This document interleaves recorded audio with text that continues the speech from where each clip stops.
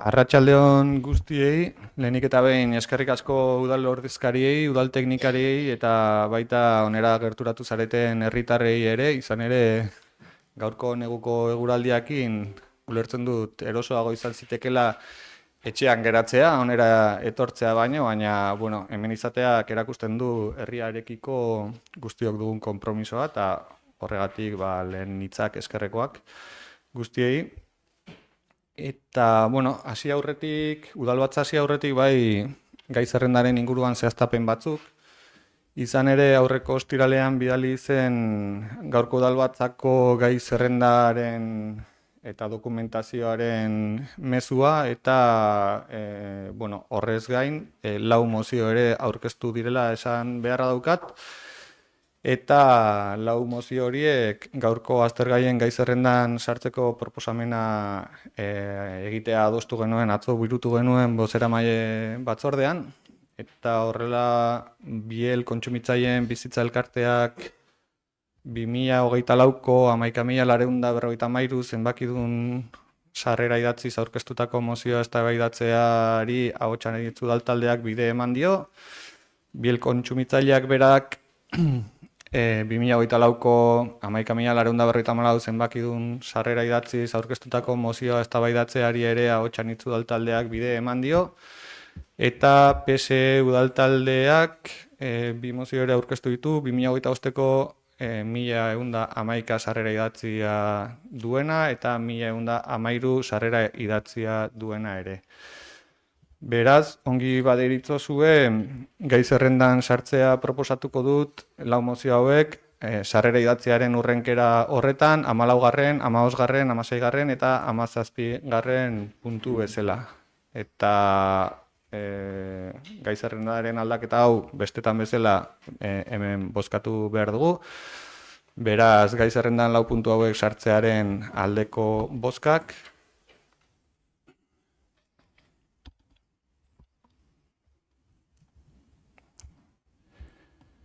Beraz, aipatu ditugun 4 puntu hauek sartuta, gaurko udalbatzak 18 puntu izango ditu, eta azkena 18. izango da erregu eta galderena, eta besteak urrenkera berean jasoko dira. Beste zenbait kasutan egin izan dugun bezala, herri eragile batek mozio bat aurkezten duenean, beraiei proposatzen zaie mozio horren defentsa egitea eta ez izaten bertan egon behar izan udalbatzaren amaierar arte, hau da, beraiek hemen geratzeko gonbidapena badute, baina nahi dutenean ere joateko aukera izan dezaten. 14. eta 15. puntuak direla Biel bizitza elkartearen 2 mozio horiek, jorratuko ditugu lehenengo 2 puntuetan, edo 14. eta 15. puntuak, eta gero jarraituko dugu gai zerrendarekin ongi baderitzozue. Horrela, adostu genuen bozeramaile batzordean atzo, eta hemen badaudenez herri eragile honetako ordezkariak, ongi baderitzozue, zuei emango dizuegu hitza, hau udalbatzaren formazko eremutik edo geratzen da, rezeso baten barruan geratzen da zuen interbentzioa, eta gero guk debatituko dugu udaltalde bakoitzak mozio horri dagokion ingurua barrak, eta bozkatuko dugu. Ongi baderitzozue, lehenengo ingo dugu 14. puntuari dagokiona, herritarren eta bizitzaren kulturaren aldeko mozioa azalduko duzute zuek 5 minututan mesedez, gero guk eukiko dugu debatea eta bozkatuko dugu, eta ondoren beste mozioarekin gauza bera ingo dugu, bale? Ongi baderitzozue, badukazuten mikrofonoa eta errezeso honen tartearen barruan zuei emango dizuet hitza defendatzeko herritarren eta bizitzaren kulturaren aldeko mozioa. Hola. ¿Se oye? Vale. Bueno, buenas tardes. Gracias por recibirnos en vuestra casa y venimos con la intención de exponeros a todos ustedes todas las medidas que se tomaron durante la pandemia del COVID y explicar por qué estamos en contra de lo que ocurrió, basado todo en trabajos científicos de calidad y en informaciones de instituciones que para nada se pueden considerar que sean negacionistas, conspiranoicas o cosas similares. ¿Me disculpas, por favor? Barkatu, ¿eh? Por el orden del día que hemos establecido según el registro de entrada, el primero de los puntos es la otra moción. Si no os importa, para que luego no nos confundamos y sobre todo el secretario municipal a la hora de hacer las votaciones y recoger en el acta, si os parece bien, primero hacemos la moción a favor de la ciudadanía y la cultura de la paz, o de la vida, perdón. Bai.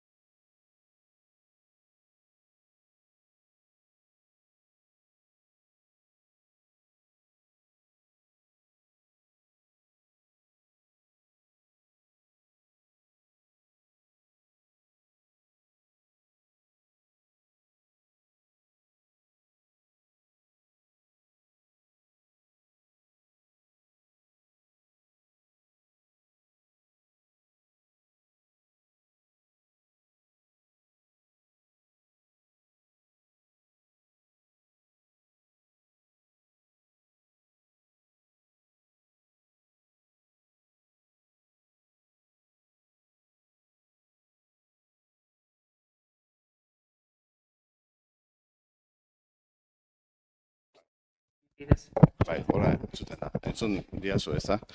Bueno, el segundo punto a tener en cuenta es el plebiscito que se hizo en 1986 sobre la entrada de la OTAN. Se hizo a nivel nacional y el resultado en Euskadi fue contundente. En Euskadi no, en Euskal Herria. Fue un 68% en contra en Euskadi de la integración en la OTAN y en Navarra un 57%. Bueno, volviendo a los datos actuales.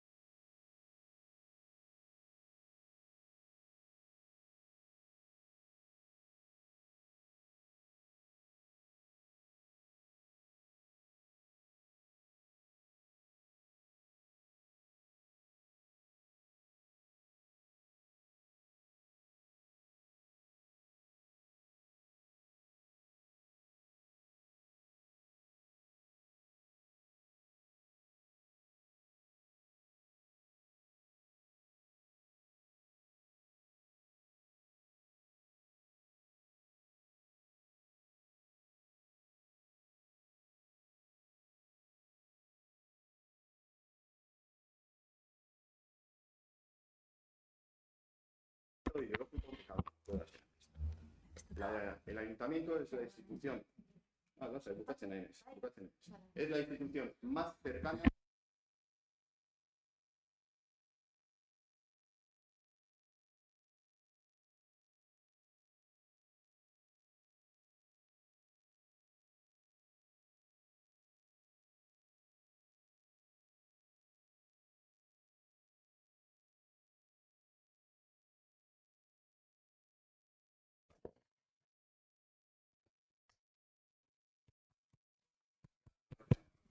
Ditzen da.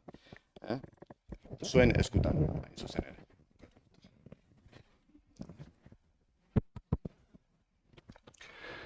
Eskerrik asko. Orain helduko diogu udaltalde ezberdinen balorazioari eta lehenik eta behin ahotsan hitzen izenean mesedez. Bai, arratsalde on guztioi, mila esker etortzeagatik. Bada denbora bat, ahotsan hitzetik esaten dugula gorrotoaren aurrean maitasunarekin erantzun behar dugula eta zatiketaren aurrean zubiak eraiki behar direla eta zuen mozioak bizitza erdigunean jartzen du eta beraz horren alde egiten dugu ere bai. Eskerrik asko. EAJaren izenean. Ez dugu balorazioik egingo eta kontra bozkatuko dugu. Alderdi Sozialistaren izenean.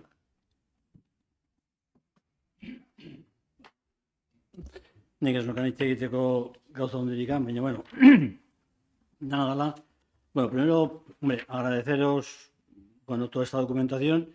Yo podré estar de acuerdo por un porcentaje altísimo de todo esto, pero tengo que decir una cosa. Yo no me siento incapaz, primero, sin tener un debate previo de esta cuestión, votar una cosa a favor.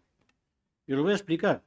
Yo estoy de acuerdo en que es decir, la parte final, solicitamos que esta declaración institucional se envíe a los representantes, de acuerdo, pues no, existe una fórmula que es la iniciativa popular. Yo creo que esto es una iniciativa popular con todo el mérito del mundo, en el cual, si hace falta, se firma. Pero yo en este momento, en un ayuntamiento, en esta situación, es decir, decirle a mis representantes que discutamos este tema, es que no sé qué decirles.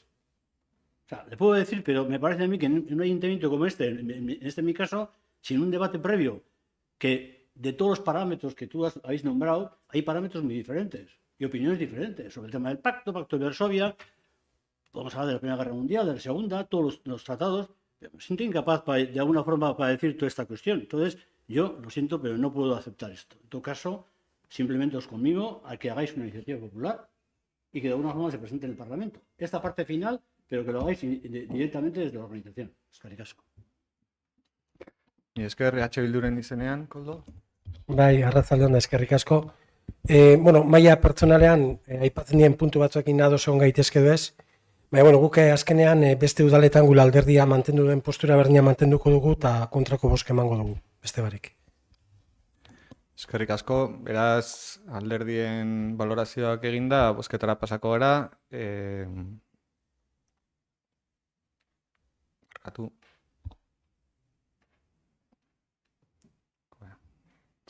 Hamalaugarren puntuan, herritarren eta bizitzaren kulturaren aldeko mozioaren aldeko bozkak.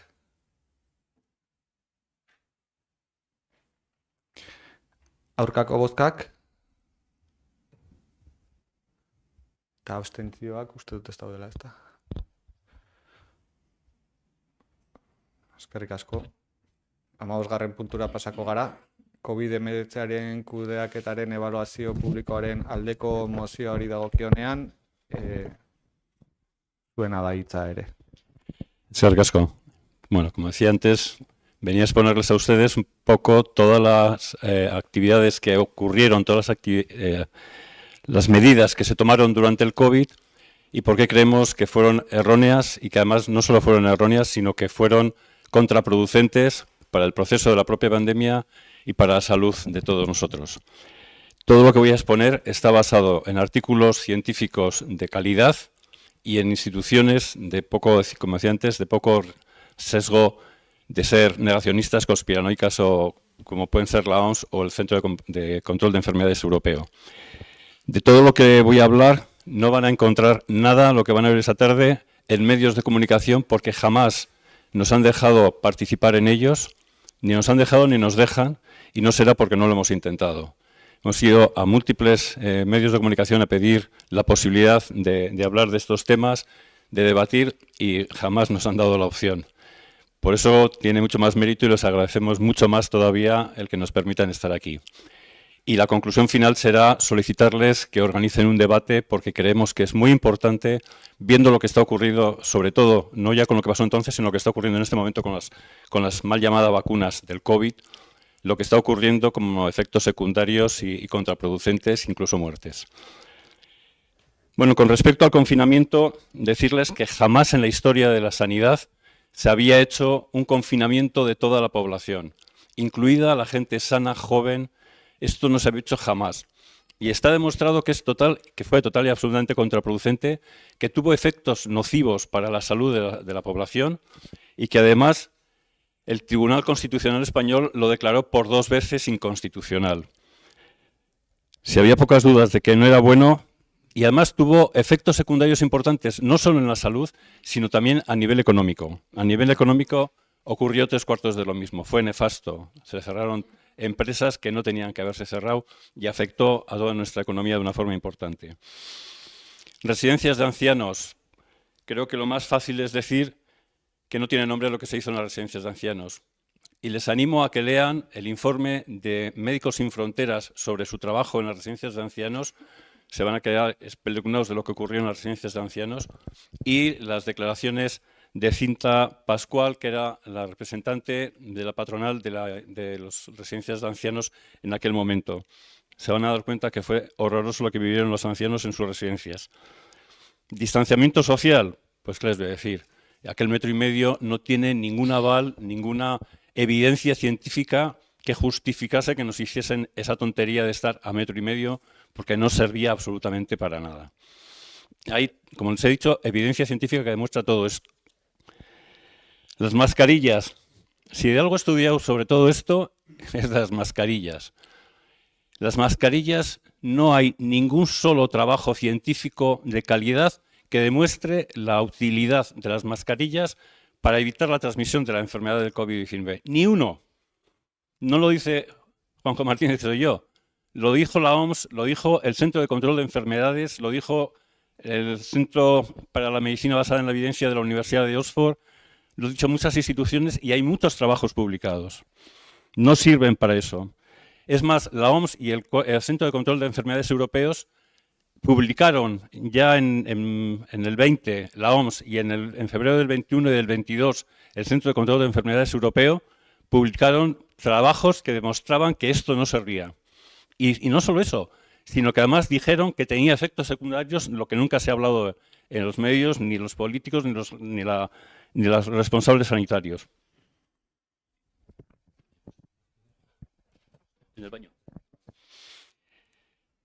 El cierre de la atención primaria. Bueno, el cierre de la atención primaria, no sé si saben, pero en una epidemia, en una pandemia como la que tuvimos, la atención primaria es el 50% donde se resuelven los casos de enfermos y se atiende a los pacientes. Bueno, aquí se cerró a cal y canto toda la atención primaria. Con lo cual, ¿qué ocurrió? Pues que la gente, ¿dónde tenía que ir? A los hospitales, a urgencias de los hospitales. ¿Me pueden decir ustedes qué diferencia hay entre un médico de un ambulatorio y un médico de un hospital en urgencias que está atendiendo pacientes? Soy médico y les puedo asegurar que ninguna.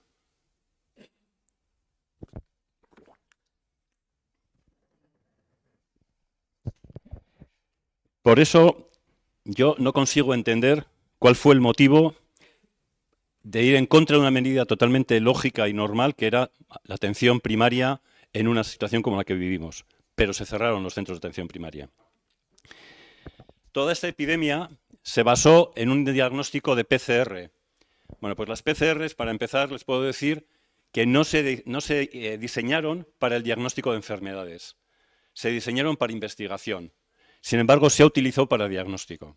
Y se ha utilizado para diagnóstico, además, cuando se sabe y está publicado desde septiembre del 20 que el sistema de realización de las PCRs que hicieron Drosten y Corman tenía por lo menos 10 errores importantes en su desarrollo. 10 errores que hacían que las PCRs no sirvieran para nada, pero se utilizaron. Y no solo se utilizaron, sino que se utilizaron a unos ciclos muy altos, hasta 40 o 45 ciclos, en Euskadi 40. Por encima de 30, el 70% son falsos positivos. Y por encima de 35, el 97% son falsos negativos. ¿Qué ocurrió? Que entonces surgió el enfermo asintomático. Enfermo asintomático que como médico no lo había oído en mi vida. Y afortunadamente el director del Instituto Carlos III, que fue el instituto que hizo todo el seguimiento y todas las medidas del COVID, en enero del 22 dijo que eso era un oxímoron. Un oxímoron es dos conceptos contrapuestos. Es decir, enfermo significa tener síntomas y asintomático no tenerlos, con lo cual no puedes decir enfermo asintomático. Pues nos vendieron que había más de un 70% de enfermos asintomáticos. Como os decía, instituciones como la OMS, en diciembre del 20 y lo ratificó en enero del 22, decían de las PCRs, ayudan a establecer el diagnóstico. Por consiguiente, los profesionales de la salud deben interpretar sus resultados teniendo en cuenta al menos otros 7 parámetros. Aquí no se hizo eso nunca. Te hacían una PCR, dabas positivo, estás enfermo. Ya está. Y no era cierto. Los falsos enfermos asintomáticos. La vacuna COVID, pues lo primero que les voy a decir, y voy a ser muy contundente, no eran ni eficaces, ni seguras, ni inmunizaban, ni servían para evitar la transmisión de la enfermedad. Nos vendieron, la propaganda de Osakidetza era, te tienes que vacunar por solidaridad a los niños con los abuelitos, etcétera, etcétera. Bueno, pues está reconocido por el segundo de a bordo de Pfizer en el Parlamento Europeo en octubre del 22, de que jamás estudiaron la vacuna para evitar la transmisión. Jamás. Fue una mentira tras otra. Los estudios de las vacunas del COVID están basados, la mayoría, en errores de información, en errores metodológicos a la hora de hacer los estudios. Eso está demostrado y publicado en revistas científicas de calidad como el British Medical Journal, por ejemplo. Además, en más de 20 años no se había conseguido comercializar un producto de ARN mensajero. En 8 meses nos sacaron uno que era eficaz, seguro y cojonudo, con perdón. Pues no, no es cierto. En 20 años no se había conseguido publicar o comercializar ninguno, ni siquiera para el cáncer, cuyas exigencias son menores, porque tenían unos efectos secundarios tan importantes que no dejaron comercializarlos. Pero el COVID, deben de saber que el 10 de julio del 20, el Parlamento Europeo modificó el ARN mensajero, los productos génicos, como es el ARN mensajero, estaban prohibido utilizarlos en las personas humanas. Sin embargo, el Parlamento Europeo modificó en julio del 20, como os decía, la normativa exclusivamente para el COVID para que se pudiesen comercializar las vacunas del ARN mensajero.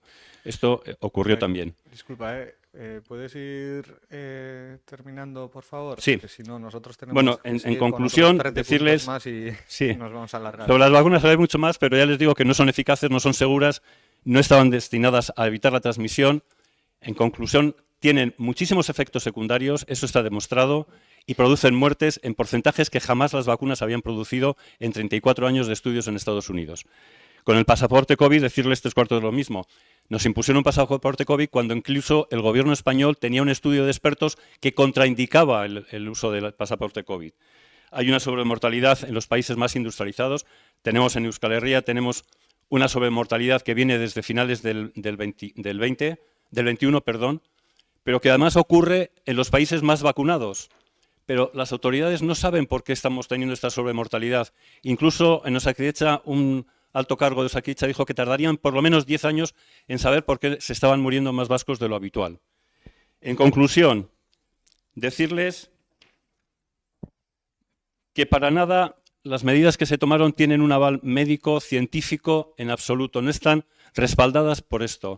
No hay bibliografía que ampare todo esto.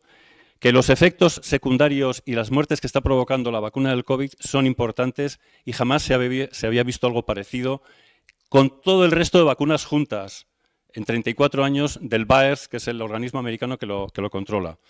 Por todo ello, les agradeceríamos muchísimo que contemplen la posibilidad de hacer un debate sobre todo lo que ha ocurrido con el COVID y que en ese debate se aclaren las cosas y se puedan tomar medidas de si hay que seguir con esta vacuna o no, que mi opinión personal es que no, que hay que retirarla porque está produciendo más desgracias que beneficios. Muchas gracias. Eskerrik asko, pasako gara udal taldeen balorazioetara. Abotxan itzen izenean, mesedez, ez ditu? Bai. Bueno, kasu honetan, guk ere ez daukagu gure burua negazionista atzat, baina esan beharrean nago ez dugula denbora nahikoa eduki aztertzeko proposamena egin den kudeaketaren kritika bat, edo hori gainditzen duen, ez dugu denborarik eduki. Bai, egia da, interesgarria iruditzen zaigula debatea irekitzea eta hortan sakontzea, baino momentu honetan mozioaren aurrean abstentziora joko dugu. Eskerrik asko, EAJaren izenean. Ez dugu balorazioik ez dugu egingo, baino ere lehen egin dugu moduan kontra egingo dugu. Alderdi sozialistaren izenean, Josu?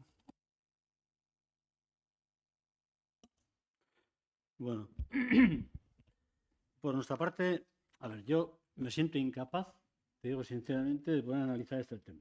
O sea, yo no puedo decir si de alguna forma todo el tema del proceso... Yo lo que sí te puedo decir es que cuando tuvimos el tema del COVID, aquí todo el mundo echamos a temblar.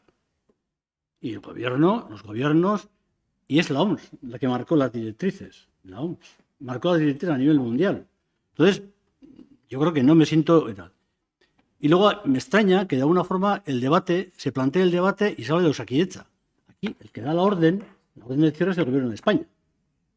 En todo caso, el debate también tendrá que ir dirigido al gobierno de España, digo yo, no solamente a Osakidetza. Y para final, simplemente deciros que yo en concreto, o sea, este debate, trasladar a un ayuntamiento, en este caso, el nuestro, por ejemplo, en mi caso, es que no lo veo procedente. Vuelvo a decir, hay procedimientos políticos, parlamentarios, a nivel de Euskadi y a otros niveles, iniciativas populares, que de alguna forma vosotros tenéis la potestad, a través de las firmas, de hacerlo, y yo os planteo y os convino a que lo hagáis.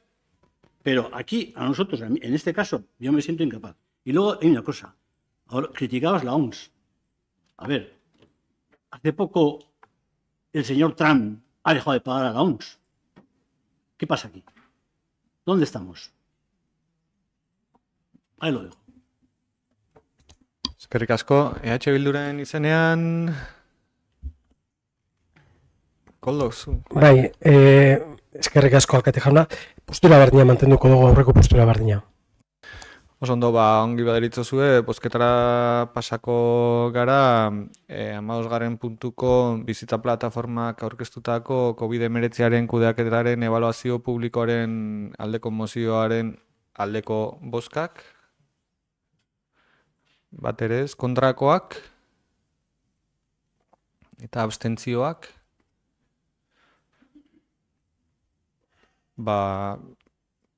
Bizitza plataformak aurkeztutako bi mozioak ez dira aurrera atera, eskerrik asko zuen parte hartzeagatik, eta ikusiko dugu, hemen beste nozbait.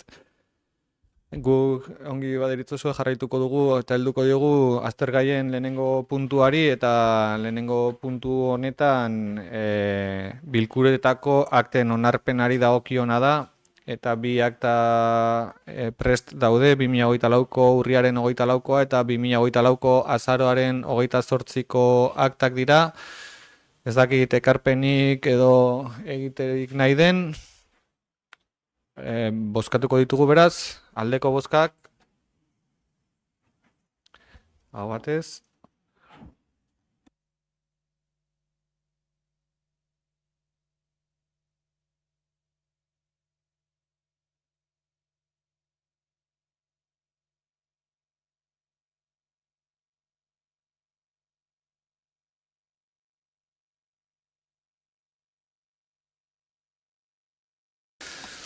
Bigarren puntura pasako gara, Noemi Odriozola Karma Plaza Fundazioko patrono kargoari buruz aurkezturiko uko egitearen berri ematea eta izendapen berria PSeko ordezkaritzan.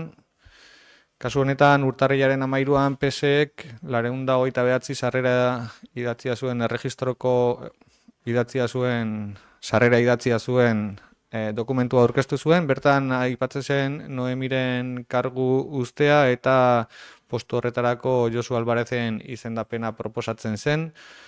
berri ematea da, ez dakit norbaitek zerbait esan nahi duen honen inguruan.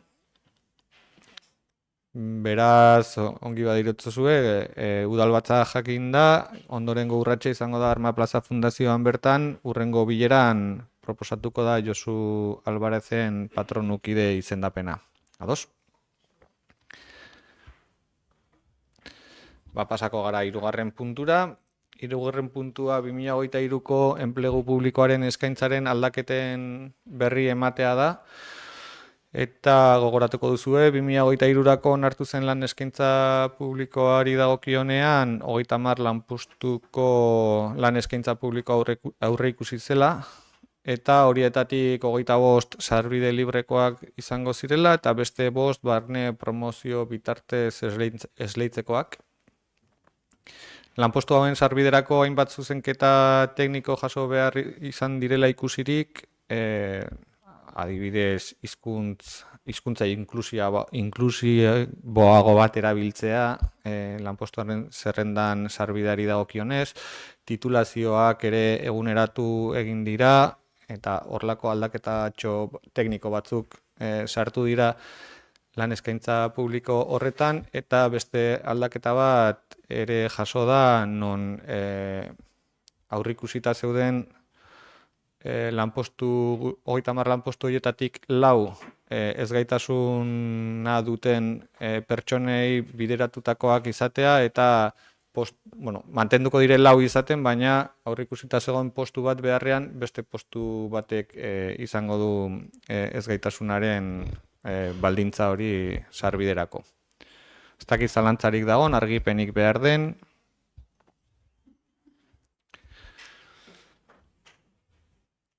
Berri eman da, eta 23koa atzean utzi, eta 24ko ere enplegu publikoaren eskaintzaren onarpena egin da urte amaieran, abenduak 16ko tokiko gobernu batzordeko bileran onartu zen 2024ko lan eskaintza publikoa, eta bertan ekitaldian zehar sortu diren lanpostuak berriak, udalean sortu diren lanpostu berriak, eta erretiroa hartu duten langileen lanpostuak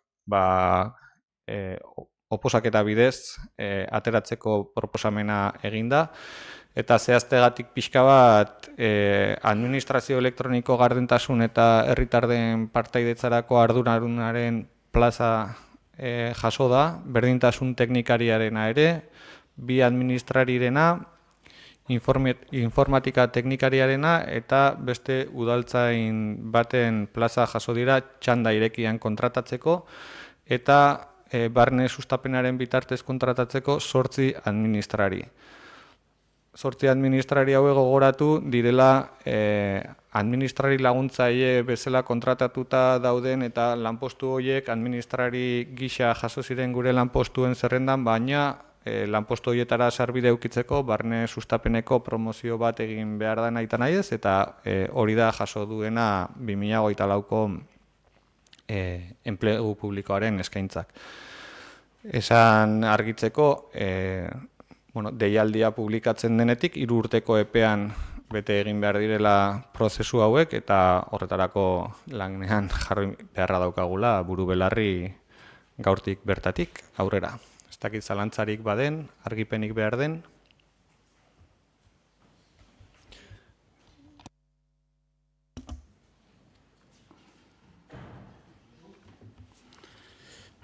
Bueno, yo sobre este tema, me parece, a ver, sobre este tema la información, tanto el tema del 23 como el 24, vuelvo a lo mismo, ya sé que vuelvo a lo mismo, y es, yo creo que está muy bien que en el Pleno se nos informe de toda esta cuestión, pero hecho de falta, nuevamente, que este tema antes no lo hayamos abordado, por lo menos por parte de personal, no se nos haya informado y nos tengamos que de alguna forma enterarnos, o porque nos han mandado a través del BOE las correspondientes cuestiones. Yo creo que, vuelvo a lo mismo, yo creo que esta cuestión está ahí. Y además hay un tema que, ya sé que de alguna forma igual alguien dirá lo contrario, pero aparte de que en el tema de personal yo creo que hay que tratarlos en la comisión, y yo siempre suelo decir que hay que tratarlos en el tema de la comisión y antes de traer al pleno hablarlo, Hay un asunto que también quiero decir, y ya sé que me vas a poner mala cara seguramente, pero que es la siguiente. Ayer yo asistí a una reunión de Arma Fundazioa en la cual, de alguna forma, se va a plantear el tema de la subrogación de 3 personas. Yo simplemente, viendo, claro, yo no tenía voz ni voto, y simplemente estoicamente aguanté la reunión informativa, que me parece muy bien. Y bueno, y está. Y hoy en el Pleno, de alguna forma, tengo que decir que no estaría de más.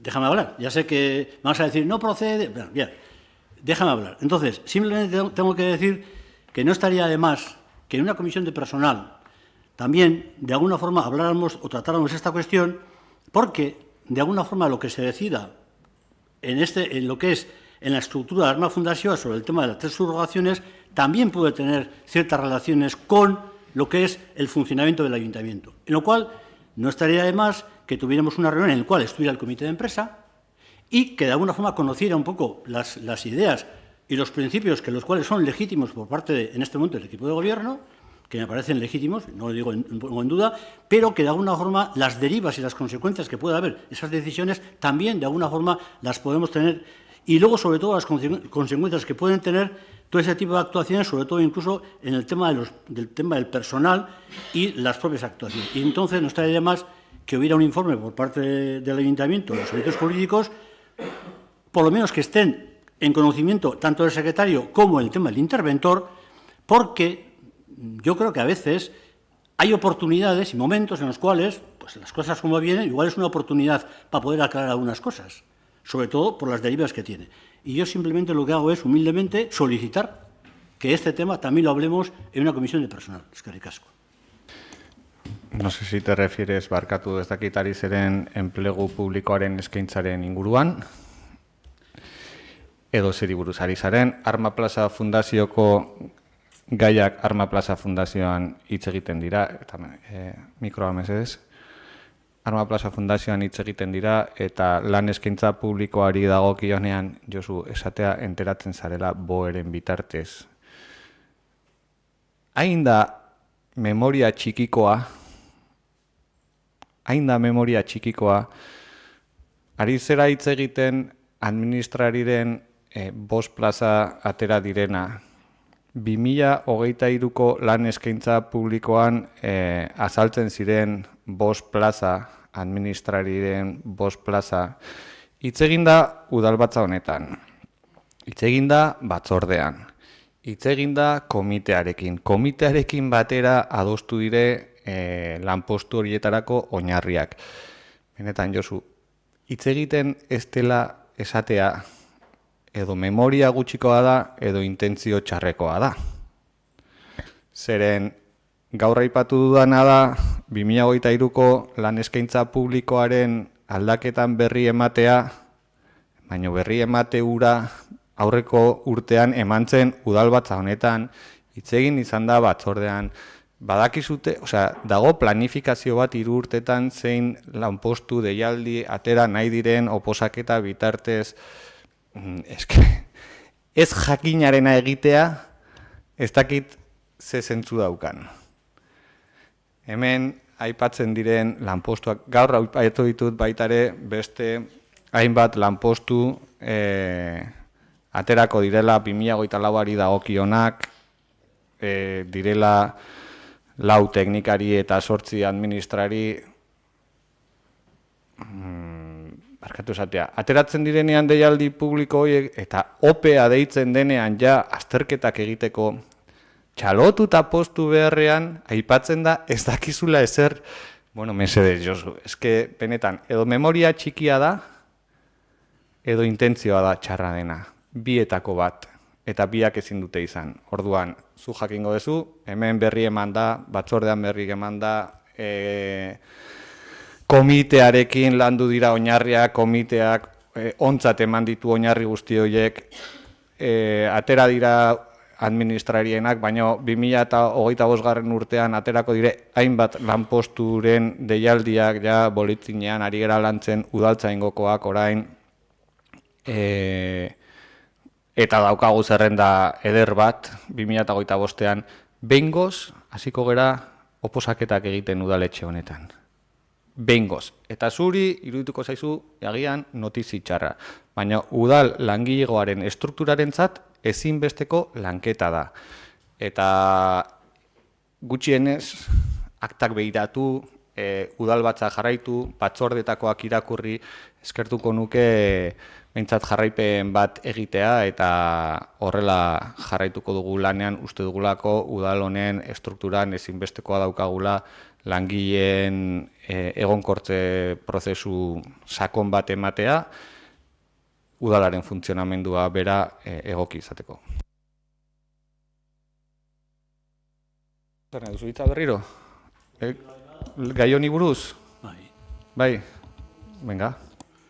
Ez, nik bakarrikan argitu nahi dut langileen estruktura aurre eramatea eta udaletxe honetan organizazio askoz hobetze, si se pueden modificar o aumentar, para mí no es mala noticia, ¿eh? No. Eso es lo que tú dices, porque siempre, de alguna forma, pones palabras que no os he dicho yo. Siempre utilizas la segunda parte para, de alguna forma, maldecir o malponer a la persona que interviene. Eso yo no lo he dicho. ¿Lo has dicho tú? Simplemente. Aditzera eman dena esatearekin etzenekiela eta boetik enteratzen zela gauzetaz, hombre, barkatu esatea Josu, berriro errepikatuko dut, boe irakurtzera dedikatzen baldin bazera eta udaletxe barrutikan bidaltzen diren mailak eta bidaltzen den dokumentazioa irakurtzeko gai ez baldin bazera, arazoa, errepikatuko dut, zurea da. Zeren informazio hori bidali da udal langile guztiei eta udal ordezkari guztiei emailez eta ikusi ahal izan duzute. Baina, eske, ja eramaki dugu urte bat horrekin lanean eta jaso duzuten gaiak dira. Hemen esplikatu diren gaiak dira. Batzordetan jorratu diren gaiak dira. Komitearekin landu diren gaiak dira. Ez dira berriak, Josu. Eta zu jarri duzuna zalantzan da etzenekiela.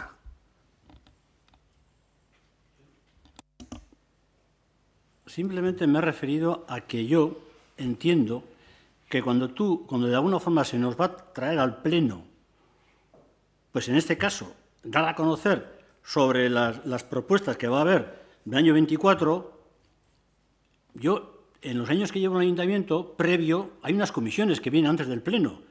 Y en esas comisiones, a mí me hubiera gustado que de alguna forma se hubiera decir, oye, vamos a sacar en el BOE esta cuestión. Me hubiera gustado. Esa es mi opinión. Tú tienes otra forma de actuar. Esa es mi opinión. Pero yo a lo que voy es a lo de malponer, charrea, udaletxea, la falta de organización. A eso voy. Esa especie de latiguillo que sueles tener de vez en cuando y has tenido en este caso, yo no lo he dicho. Y me refería a eso. A eso me refería. No al otro. Porque el otro es subjetivo. Tu apreciación y la mía son diferentes en este caso. Y en el tema de personal, las formas de tratarlo son diferentes. Son diferentes. Esa es la diferencia. Berriroren mikroari emango diozu mesedez? Eskerrik asko. Ez, Josu, nahi baduzu egiten dugu debate bat interminablea gai honi buruz. Baina argi dagoena da informazio hau partekatuta izan dela. Josu, hitz eginda dago planifikazio batetaz, 3 urteko planifikazio batetaz. Lanketan urtero egiten da eta tokiko gobernu batzordeari dagokio onartzea lan eskaintza publikoaren deialdia.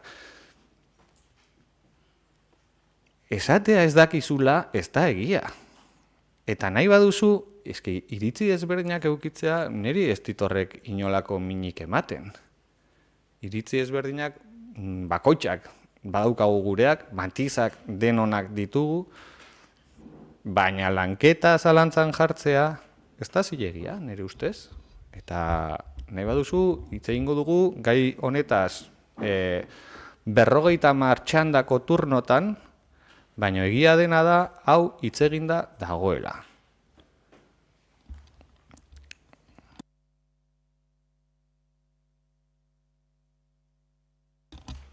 Bosgarren puntura pasako gara ongi baderitzozue.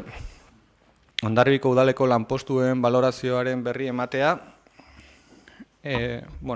Lanpostuen balorazio objektiboa edozein antolakuntzak, kasu honetan administrazio publikoak, baina balio du baita ere enpresa pribatutarako ere, beraien giza baliabideen kudeaketarako ezinbestekoa duten tresnak dira. Hondarribiko udalean ez da garatu horrelako tresnarik, ez behintzat guk topatu dugunik azken 25 urteetan. Baina erraminta honek behintzat lanpostu bakoitzaren ezaugarriak eta funtzioak zehaztea ahalbidetzen du. Eta baita gainerako inguruabar guztiak kontutan izan da, hau da lanpostua betetzeko eskakizunak, formakuntza aldetik eta bar, hizkuntza eskabideen aldetik, beraien ordutegiaren arabera, arduren arabera edo disponibilitatearen arabera, ordainsariak zehaztea ere ikuspuntu orokor eta homogeneo batetik jasotzen du. Beraz, ulertzen dugu Hondarribiko udalean funtsezkoa dugun erraminta hau kontratatzeko saiakeran aritu gara hainbat hilabeteetan. Esleipena hutsik geratu izan zaigulako adibidez 2 aldiz. Eta 3. prozedura batean lortu dugu behingoz enpresa bat kontratatzea lanketa hau egiteko. Enpresa esleipenduna Rodríguez Viñals Mallorcako enpresa izan da eta esleipen honekin aurreikusitako kostua 80.000 euro ingurukoa aurreikusten da. Lanketa proiektu honekin kontratatu dena ez da bakarrik. Jada egituran aurkitu ditzakegun lanpostuei buruzko balorazio objektibo bat burutzea, baizik haratago joatea eskatu zaio enpresa honi. Izan ere, lanketa honek Hondarribiko udalak eskaini nahi dituen zerbitzuak eskaintzeko beharrak identifikatzea du helburu, gabeziak azalaraziz eta etorkizunerako beharrak bideratzeko tresnak ere ahalbidetzen saiatuko garelarik. Lanketak 7 eta 10 hilabete arteko iraupena izatea aurreikusten da. Ez da zehatza zeren 2 fase izango ditu. Lehenengo fasea bereziki langilegoaren partaidetzarekin egin behar da, eta hori ez dago definituta guztiz zenbat iraungo duen. Ze partaidetza aparte adostasunak bilatzeko saiakera ere egingo baita, eta 2. fasea teknikoagoa izango den fase bat izango da, eta horrek bai gutxi gorabehera aurreikusi dezakegu 2 hilabeteko epea izango duela. Behin lanketa tekniko guztiak egindakoan, ateratzen den emaitzak, legeak ezartzen dituen betekizunak nahi ez betetzea bermatu beharko da, eta bestalde batetik udalbatza honetan aurkeztuko da bai dokumentuaren azalpena eta onarpenerako proposamena ere. Takit zalantzarik baduzuten, argipenik behar den. Bai, Kalix? Bai, eskerrik asko, arratsalde on guztioi. Pozgarria da, benetan pozgarria da, langileen balorazioa, lanpostuen balorazioa izatea. Zaila izango da, esan duzun bezala 10 hilabetez, 8 hilabetez. Eta pixkat lotuko dut lehengo puntuan izan duzuen eztabaida edo iritziekin, ez? Zenbat urte, zenbat hilabetez, ari gera pertsonalen gaien inguruan, EAJ agintaldi honetan beti alde bozkatu du, beti horrela bozkatu dugu, eta egintzen bilera bat, langileen lanpostuen balorazioa ezagutzeko, gonbitea jaso genuen astelehen batean, hurrengo goizean, bilera bat bazegoela, okerrez banaiz. Eta orduan, justo koinziditu zuen, Irungo Zer irratian tertulia bazegoela, eta orduan ez ginen egon politikoki bilera horretan. Eta hainbeste landu dugun, hainbeste hitz egin dugun honen inguruan, hainbeste beharra dagoen, denok ikusten dugula hori, sikiera gonbitea egitea, denborarekin, eta aukera ematea hor egoteko, ez dakit, ze hitza esan, binon, deferentziaz, ez? Kontuan izan, bestiok ere bai gure irizpidea, gure iritzia daukagula, eta hobeto eginda, erresago, edo, elkarrekin juteko aurrera, erresago kontuan izaten badugu, guk ere nolabait barruan sentitzen garela, ez? Eta kasu honetan, bilera horretan ez ginen egon, ez genuen aukerarik izan hor egoteko, Binon, berriro bukatuko dut esanez, pozgarria dela udaletxean olako lanpostuen balorazioa izango dugula. Eskerrik asko. Besterik? Josu? Bueno, en principio, balorazioak egitea udaletxean langile buruz, nik positiboa ikusten dut. Pero bueno, tengo que decir que viene tarde, que llega tarde, porque era una de las promesas estrellas de Abotsanit cuando entró en el ayuntamiento, que iba a hacer la valoración de puestos de trabajo de arriba abajo. Ha habido una serie de circunstancias, es verdad, y estamos ya cerca del segundo año y ahora parece ser que ya ha quedado desierto y se ha tenido desierto las convocatorias que hubo para el tema de esto, ¿no? No, eso guay, ¿dónde lo ha dicho? Desiertos, ¿no? O sea, no había... A ver... Josu, acabo de explicar que se ha contratado a la Ahora sí, pero ha habido 2 licitaciones que no han asistido. Pues eso he explicado, ahí. ¿Eh? Eso he explicado. Bueno, Bien, es que... te digo, vale, pero a ver, déjame también decírmelo a mí, ¿no? Ya está, no pasa nada. Entonces, bueno, en este momento hay una... Bien, vuelvo un poco al asunto. Yo creo que ya lo han dicho aquí. O sea, es decir, del tema de la valoración me parece muy importante y además yo podía haber dicho algunas cosas y hacer aportaciones sobre todo porque, bueno, a lo largo de este último año ha habido, sin hacer ningún tipo de valoración, ha habido gente en esta casa que se les ha subido los pluses. Me parece muy bien, me parece muy bien. Y hace poco ha habido 2 decretos en los cuales se les ha parecido a 2 personas unos pluses. Me parece perfecto porque se lo merecen seguramente. Entonces, sí. Entonces, a ver, a lo que te voy. Eso me parece bien. Entonces, claro, coincidimos en el tema de la valoración. Diego podía haber hecho aportaciones o por lo menos tener conocimiento por parte de una reunión de personal, si no era posible con los trabajadores, porque no fue posible porque estábamos en la radio. ¿Qué menos que convocarnos a una reunión por parte del personal y por parte de quien corresponda para explicarnos el proyecto? ¿Qué menos? Y no se nos ha hecho.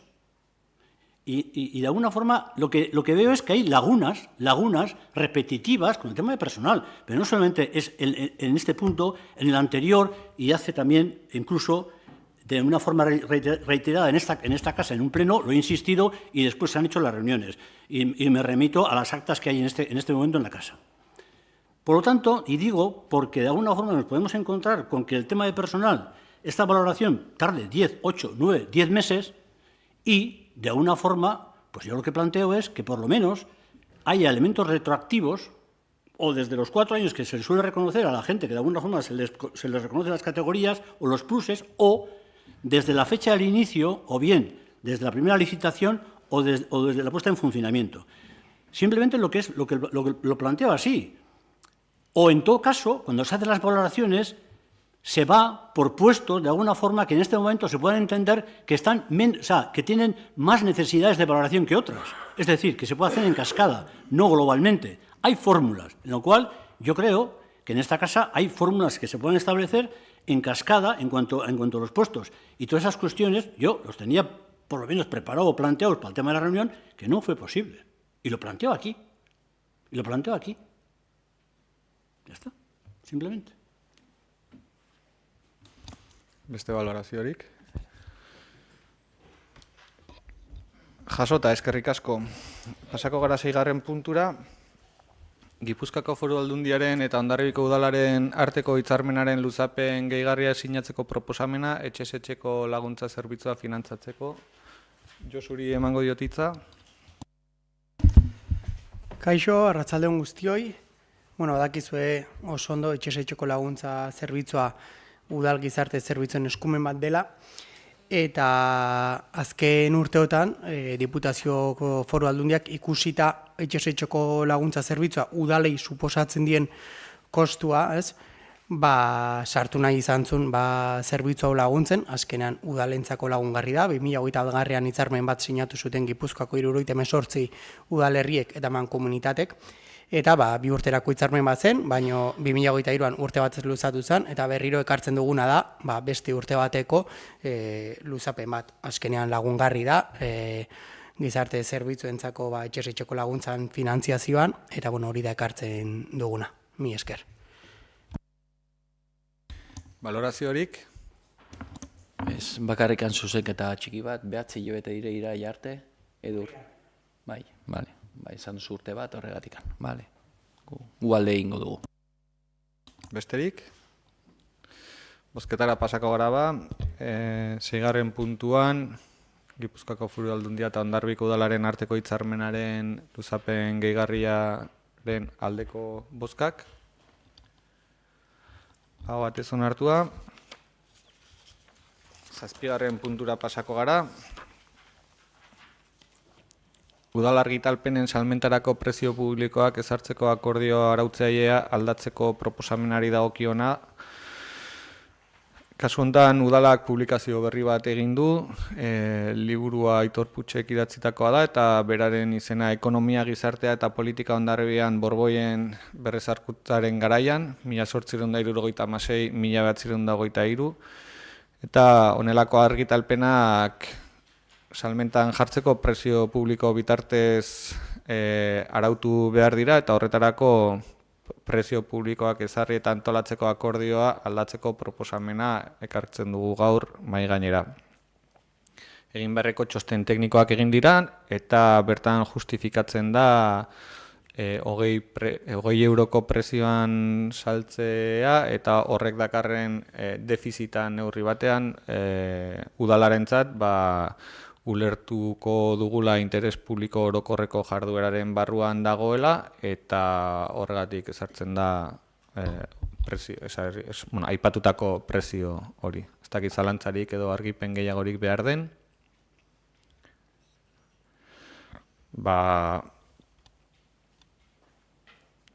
Salmenterako prezio publikoak ezartzeko akordio arautzailea aldatzeko proposamenaren aldeko bozkak. Hau batez onartua. 8. puntura pasako gara. Hondarribiko plangintza aholku batzordearen erreglamendu aldatzeari hasierarako onespena emateko proposamena. Estitxuri emango diotitza. Bai, eskerrik asko Igor. Bueno, Hondarribiko udal plangintzako aholku batzordea, pixka sarreratxo bat egiteko zer da hori. Azken finean, gizarteak hirigintzako planeamendu estrategikoan parte hartzezan tresna bat da. Eta hirigintza ondarearen babesa, udalerriaren garapen arrazionala eta iraunkorra bultzatzeko ere balio du. Kide anitzeko organoa da eta aholku emailea da. Beraz, honek esan nahi du batzorde horrek ematen dituen aholkuak ez direla lotesleak, baino planeamenduan beste iritzi horren kontrako edo ezberdina jasotzen baldin bada, ondo justifikatu behar da, zergatik ez den iritzi hori jaso. Beraz, dokumentu honek edo aholku batzorde honek paper garrantzitsua dauka orain izapidetzen prozesuan dagoen apoan, baino baita ere ez apoan bakarrik, baizik eta beste planeamendu dokumentu batzuetan ere. Zergatik dakargu gaur, 2008an onartu zelako gaur egun indarrean dagoen erregelamendua eta 2008tik hainbat lege bertan bera gelditu dira, beste batzuk indarrean sartu dira eta araudi hori eguneratzeko beharra dago. Beraz, erregelamendu honek jasotzen dituen, edo gaur proposatzen dugun erregelamendu berri honek jasotzen dituen aldaketak 3 arlotan multzokatzen dira. Lehenengoa, nioen bezala, indargabetutako araudiari buruzko erreferentzia horiek ezabatu behar dira.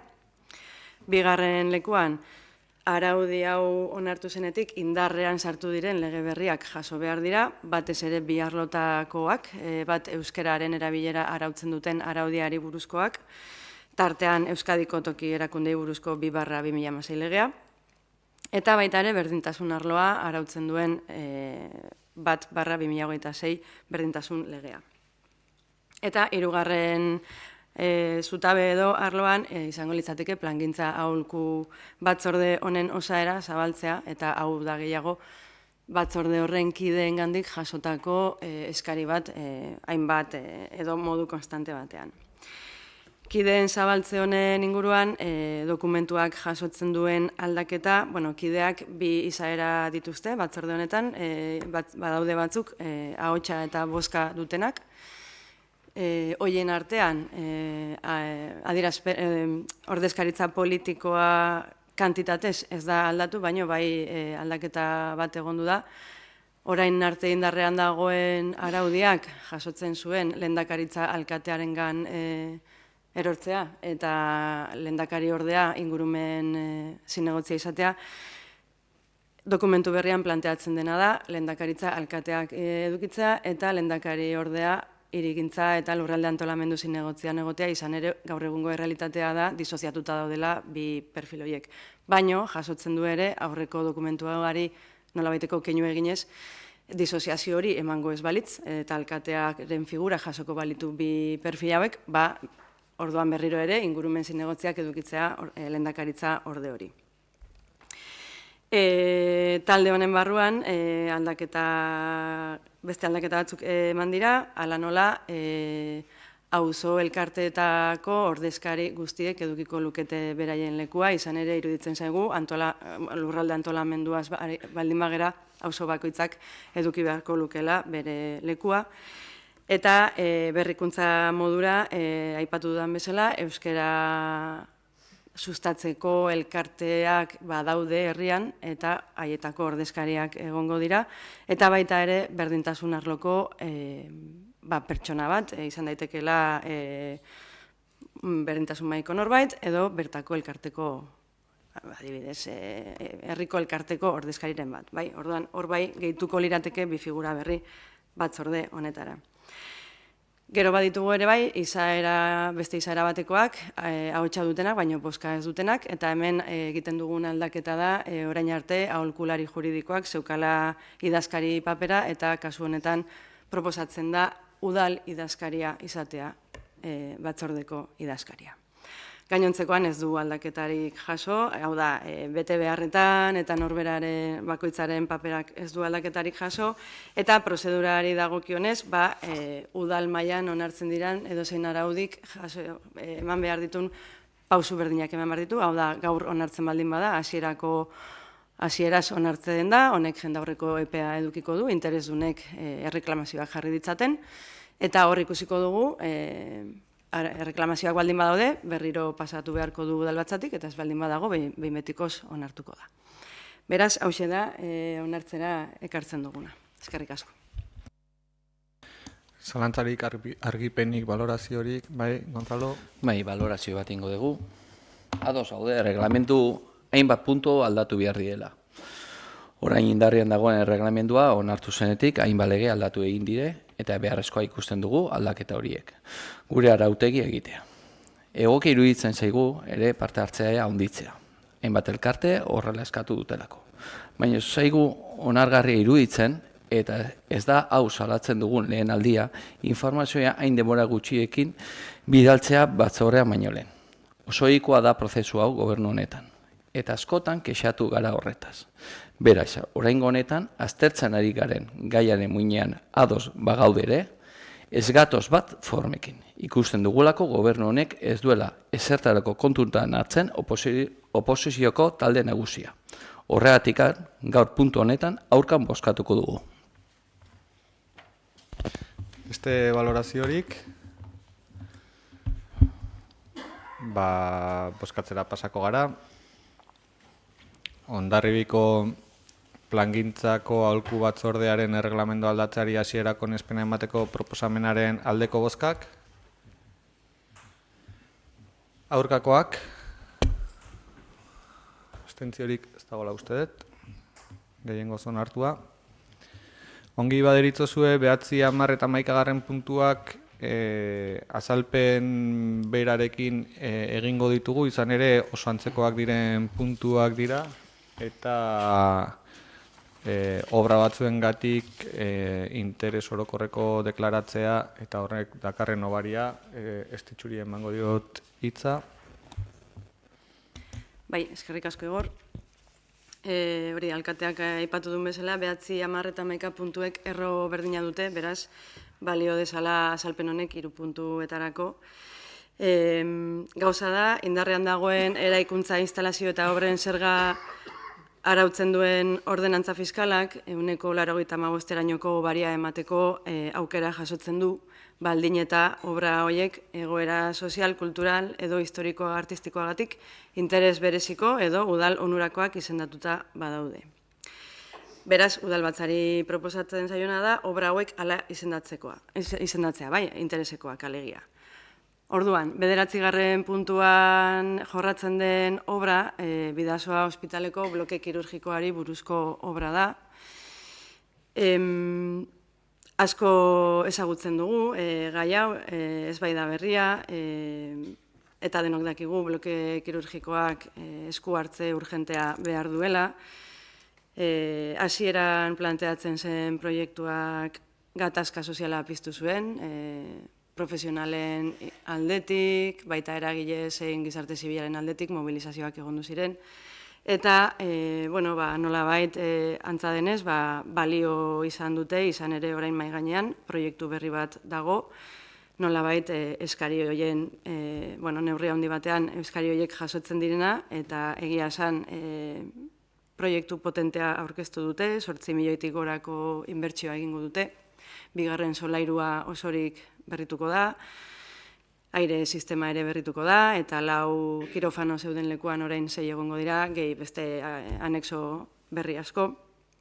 Beraz, hori guztia kontutan edukita, iruditzen zaigu benetan bai dela interesekoa obra hau eta hala izendatzea. Espero dugu, jaso dezaten 185ko obari hori. Jarraian aprobetxatuko dut eta 10. puntuko obra azalduko dut. Kasu hontan, Talaia ikastetxeko satarka eraikinari dagokio. Denokola pixka bat ubikatzeko zertaz ari garen, albo batean dauka ume parke bat, bai, eta fatxada horreri eguzkiak gogor jotzen dio, batez ere lehenengo edo B solairuko gelei, eta aldiz euria egiten dunean, hor kanpoko eremu hori ezin dute erabili ez dokatelako nola babestu. Beraz, bi egoera hauei nolabait aurre egiteko edo zuzentzeko estalki bat jarriko dute. Iruditzen zaigu ere, interesekoa dela obra hau, eta horrela izendatzeko dakargu udalbatzara, eta azkenik 11. puntuan, Arma plazako paradoreari dagokion obra batzuk ditugu, gogoratu nahi dut interes bereziko eraikina dela paradorea, eta bertan 2 esku hartze planteatzen dira, alde batetik daukagu, tapizen gela bezala izendatzen dena nolabait berritu eta musealizatzeko proiektua, kasu hontan argiteria edo argiztapena berritzen da, baina baita ere saneamendu lanak behar ditu, izan ere ezetasuna dauka, eta noski tapizak egoera horretan ezin dira mantendu, eta hor esku hartze bat egingo da, eta bestalde eraikinaren kanpo argiztapenean ere esku hartze bat egin dute, batez ere 3 fatxada historiko jei eta eraikinaren volumetriari behar duen garrantzia edo emateko. Eta berdina, ez da, iruditzen zaigu interesekoak direla obra hauek eta hala izendatzeko dakargu udalbatzara. Eskerrik asko. Ez dakit zalantzarik edo argipenik behar den, baloraziorik. 9. puntua Bidasoa ospitaleko lanak interes orokorreko obra bezala aitortzeko proposamenaren aldeko bozkak. Hau batez, 10. puntuan Talaia eskolako obrak ere interes orokorreko obra modura aitortzeko proposamenaren aldeko bozkak. Hau batez. Eta 11. aldiz, paradoreko obrak ere interes orokorreko obra bezala aitortzeko proposamenaren aldeko bozkak. Hau batez ere onartuta. Pasako gara 12. puntura. Paradorean, 32 lurzoru proiektagailu instalatzeko beharrezkoak diren 100 metro lineal okupatzeko enmakida onartzeko proposamena. Estitxu zurea da hitza. Eskerrik asko. Bai, puntu honek azkenekoarekin harremana dauka, izan ere aipatu dizuet, paradoreko obraren inguruko goraberak, ezta? Eta zehazki harremana dauka 2. esku hartzearekin, hau da, kanpo argiztapenaren hobekuntza horrekin. Argiztapen hori egiteko proiektore batzuk instalatu nahi dituzte bide publikoan, eta asmoa da lurrean enpotratuta joateko. Beraz, 100 metro lineal beharko lituzkete bide publikoan emakida bat, ezta? Beraz, ondareari buruzko 33/2003 legeak ahalbideratzen du, bide publikoaren emakida zuzenean egitea, babes bereziko eraikina delako, eta lege berdinak, arrazoi berdinagatik, bide publikoa okupatzeagatik, alokairu kanonetatik salbuestea ere ahalbideratzen du. Beraz, planteatzen dena da, 100 metro lineal horiek okupatzeko administrazio emakida ematea, 75 urterako, edo bere helburua betetzeari uzten dion momentu hori arte. Eta, hau ere interesekoa iruditzen zaigunez, horregatik dakargu udalbatzara. Galderari zalantzarik, baloraziorik, paradorean 100 metro lineal okupatzeko emakida onartzeko proposamenaren aldeko bozkak, hau batez onartua. 13. puntua 2024ko 3608 zenbakitik 3773 zenbakira eta 2025ko bat zenbakitik 173 zenbakira bitarteko alkate dekretuen berri ematearen inguruan. Zalantzarik, argipenik? Bai? Zedez. Azalpen txiki bat egingo dut galdera egin baino lehen, galdera da 2 dekretuen inguruan, 76 eta 153. Aurrekari bezala, 2023ko abenduan ospatu genuen udal kudeaketa batzordea, pertsonalen gaien inguruan, bertan parte hartu genuen 4 alderdi politikoak, askotan bezala, eta hor eskari bat egin genizuen, zuri Igor alkate bezala eta pertsonal saileko arduradun bezala. Kasu honetan, Euskaltegiko langileak bertan zeuden, eta zuk aipatzen zenuen nolabait bukatu behar zela akordioak iristeko modua lanpostuen balorazioan esperuan ginelako, eta nolabait marra bat jarri behar zela, ez? Horre EAJ, PSE eta EH Bildu, momentu hortan ez egon agintean, zuekin batera gobernu taldean, eta eskatu genizuen, buelta bat emateko langile hoiei, eta begi honez ikusi zenuen eskaera, eta naiz eta 15 egunetara beste batzorde bat ospatu, hor 15 egun horietan ezin izan zen proposamen bat ekarri, bino bai gerora 2-3 hilabetetara, eta nolabait langile hoien baldintzak eta egin beharrekoak hobetu ziren, ez? Eta nik uste dut denok elkarrekin lortu genuela hori. Gero, 2024ko irailaren 19an ospatu genuen beste batzorde bat, kudeaketa batzorde bat, eta hor azaldu zen sententzia baten bidez, ingurumen teknikariak lortu zuen nolabait udaletxeko strukturan sartzea. Hor galdera egin genuen zuetzinen beste egin beharra bat bazenulako, eta bai eskatu genuen komplementuen inguruan informazioa. Eta erantzuna izan zen, momentu hortan bai teknikoki, baita politikoki erabaki zela horkila baten inguruan, nivel batzu jartzea, eta ere, langileen lanpostuen balorazioa eta gero ikusiko zela lanpostu horren nola gelituko zen, baldintzak eta bar. Kasu honetan baditugu 2 dekreto, 76 eta 153, hasieran aipatu dudan bezala, eta hor badaude konplemento batzuk, 125ko ordainsari batzuk. Zuk 5. puntuan aipatu duzu lanpostuen balorazio horretan ordainsariak eta jasoko direla, eta ikusten dugu orain arte nolabait marra bat egon dela eta lanpostuen balorazioa egon arte etzegola aukera gehiagorik edo nolabait hori zela oinarria, eta kasu honetan ikusten dugu 2 langile hauei berdin zaigu zeintzu diren, kasu honetan da beste komplemento bat lanpostuen arabera edo prestasun absolutuari lotuta daudela, eta nolabait nolatan batzutan bai eta bestetan ez. 5. puntuan aipatu dudan bezala, gu beti orain arte alde egon gera. Elkarrekin joateko moduan pertsonalen gaietan. Bino ikusten dugu batzutan, kasu honetan zuk 2 dekreto sinatu dituzu, eta nolatan batzutan bai, bestetan ez, eta non dago zure koherentzia, ez? Guk nahi dugu modu eraikitzaile batean pertsonal gaietan batez ere orain arte demostratu duen bezala, eta galdera zuzena da, nolatan batzutan bai, eta bestetan ez. Eskerrik asko. Bai, nik harridura sartzen dut, entzutea forma kontuak eta epeak eta denborak behar direla, eta gonbidapenak denborakin egin behar dira denbora gehiagokin.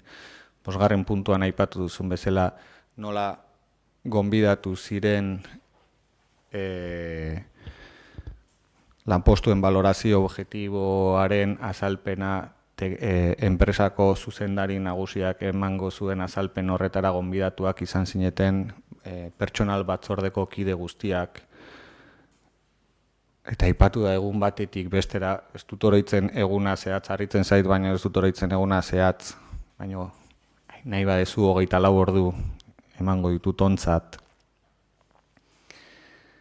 Eta gero aipatu da baita ere ordenantza baten informazioa denbora gutxikin bidali izanagatik, forma kontuengatik kontra bozkatzea legez ezarritako denborak errespetatuta eta deialdia adibidez udalbatza honetarako dokumentazio guztiarekin nik oroitzen ditut beste garai batean asteartetan bialtzen zirena ostegunean zenean udalbatza eta orain ostiralean bidali da deialdia bere dokumentazio guztiarekin eta aipatzen da forma kontuetan ezadostasun bat eta dekretuei buruz hitz egiten ari garenean eta bozeramaile batzordea egiten dugunean egun bat edo bi egun lehenago udalbatza beti galdetzen dut ia egongo den erreguta galderarik edo inolako azalpenik beharko den.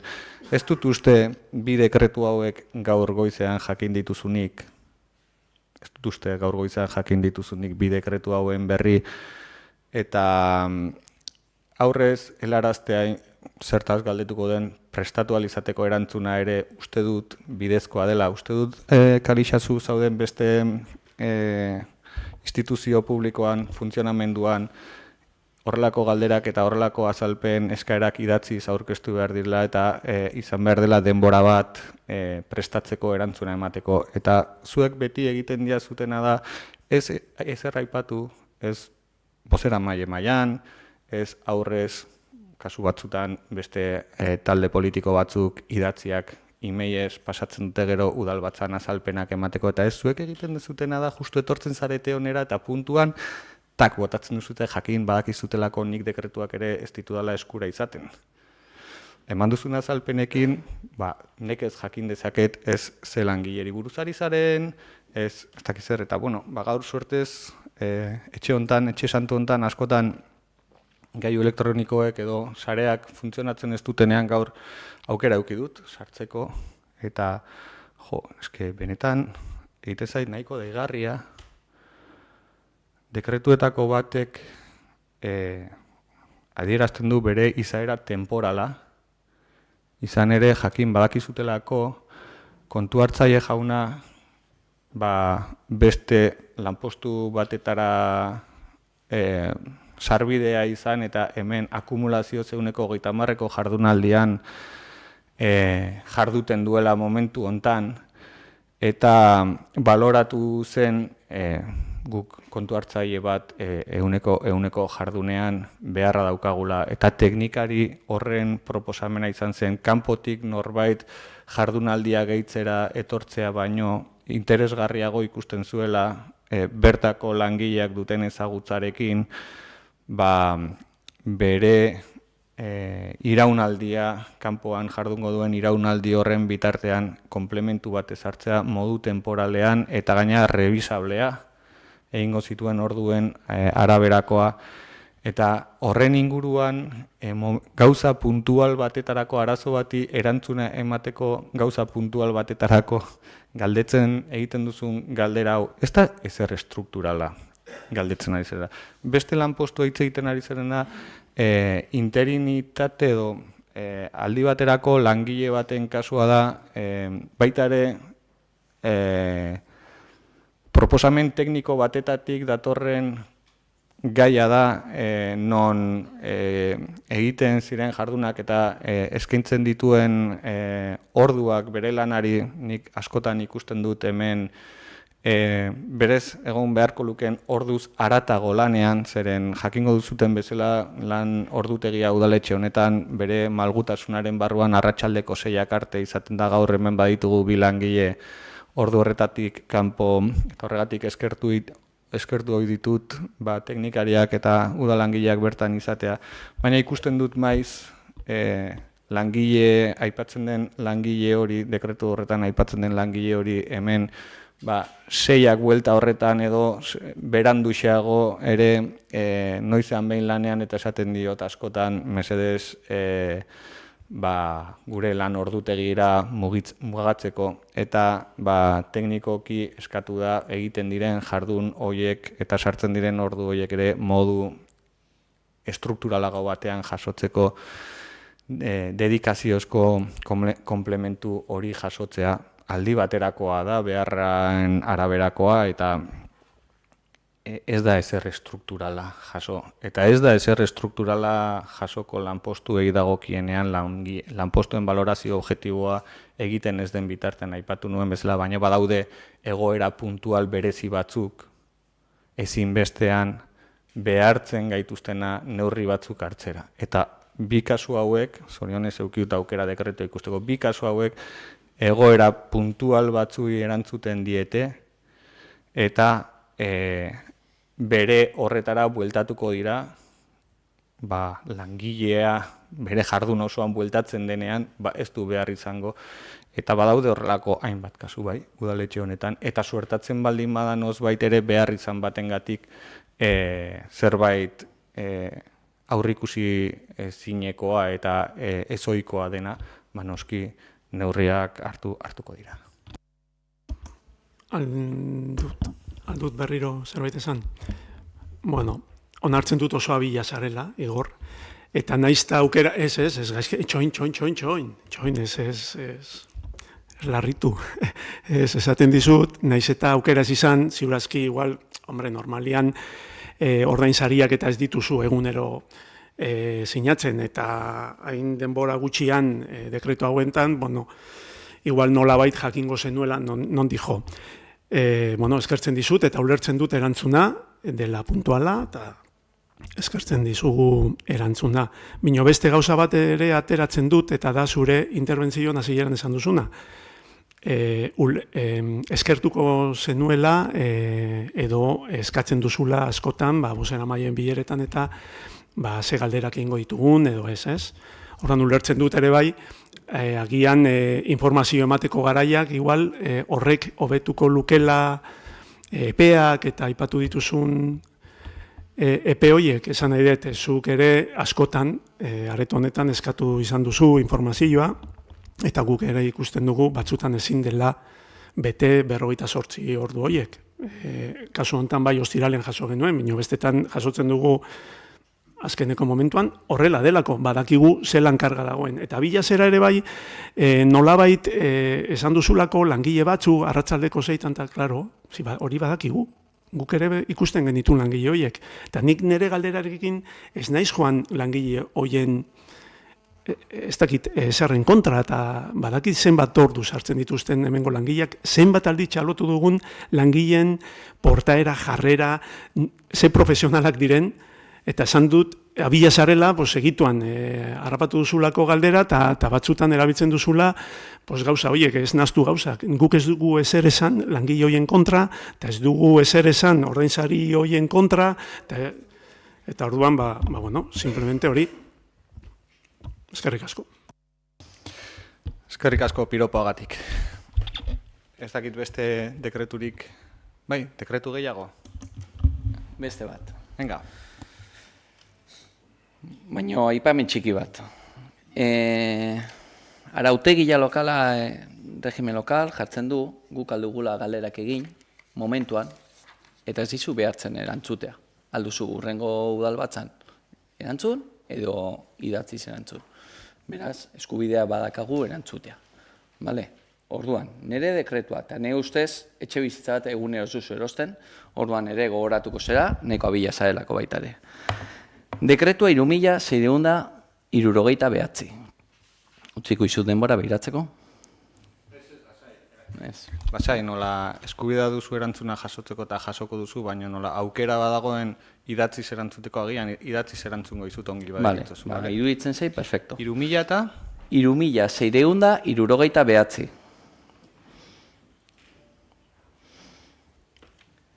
Udalak etxe bizitza bat erosi du negoziatuta.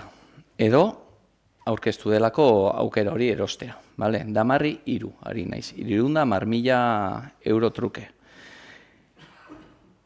Notizi bakarra izan genuen, abenduko hiri eta lurralde antolamendu batzordean, aipatu zigulako estitxuk, azken unean, batzorritekan kanpo, bukaieran aukera hori irekitzen zela, eta ingo zela erosi. Baina gure zalantza da, ez dakigu erosketa honen helburua zein den, eta jakin nahiko genuke, zein izan da etxe bizitza hau erosteko helburua, eta zein izan den jarraitutako prozedura. Nahi bauzute idatziz aluzute erantzun, edo oraintxe bertan. Nahi zuen moduan igor, eta mila esker. Bai, idatziz erantzungo dugu ongi baderitzozu. Oso, mila esker. Beste galderarik?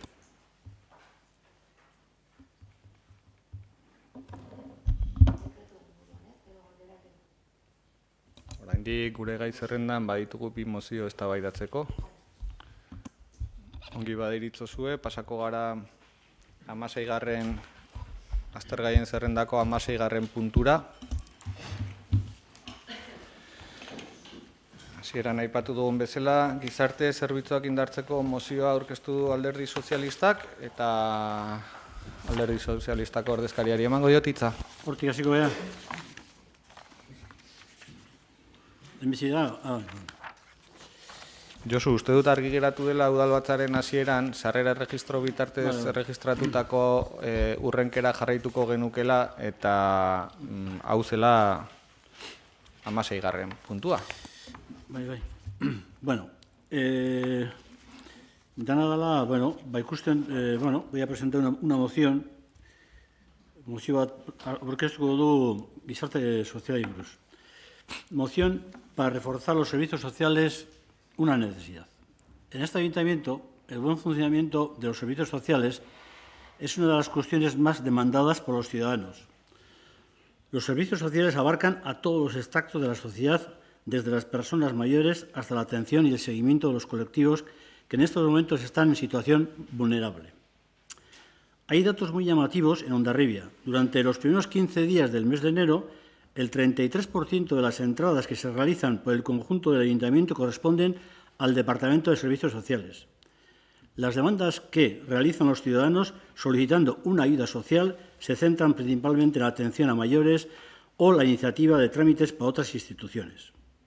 El Grupo Socialista, de forma reiterada durante estos últimos años, ha estado y está muy pendiente de las situaciones de este departamento tanto en anteriores legislaturas como en esta. Prueba de ello es que en breve comenzarán, ya han comenzado, las obras de instalación en Muliate, una de las reivindicaciones que comenzó con la legislatura anterior y que han sido planteadas de forma reiterada por el Grupo Socialista. Con el fin de cumplir la cartera de servicios, se han puesto en marcha, por el procedimiento de licitación, los servicios de intención socioeducativas y psicológicas dirigidas a personas menores de edad y sus familias, y a otras para el seguimiento de las personas mayores, Ausosare, con personas externas a la propuesta y luego la apertura del hogar del jubilado. Pero el seguimiento de estos servicios también comporta mayor dedicación. En estos momentos, la actual plantilla de los servicios sociales está formada por 3 administrativas, 4 asistentes sociales, una persona de apoyo, una de fomento y un coordinador.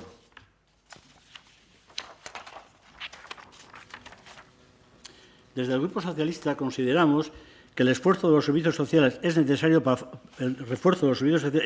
para ofrecer un servicio efectivo, debido al número de solicitudes, las citas diarias, la coordinación de los servicios nuevos, la apertura del hogar del jubilado, la relación con otras instituciones, fundamentalmente el Gobierno vasco y Diputación, y un largo etcétera. Nos parece que la actual plantilla está por debajo de las necesidades reales que necesita el Ayuntamiento de Hondarribia para dar una respuesta eficiente a la calidad desde los servicios sociales municipales, a las demandas de los ciudadanos. Por todo ello, el Grupo Socialista solicitamos la ampliación de la plantilla en el Ayuntamiento de Hondarribia a la mayor brevedad, con el fin de garantizar la eficacia y la calidad de los servicios municipales. Eskerrik asko.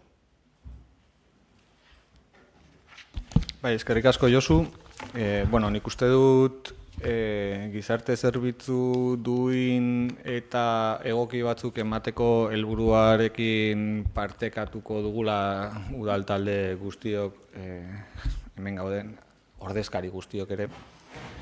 Eta bai, aipatu duzu zuk zein den gaur egungo estruktura, eta ez duzuna aipatu izan da zein izango litzateken zuk egoki ikusiko zenuken estruktura. Nik bai egin nahiko nuke neurri batean irakurketa txiki bat gizarte zerbitzuen evoluzioari dagokionean, ze hau evoluzionatzen ari den eta evoluzio bat izango duen zerbitzu bati buruz ari gera.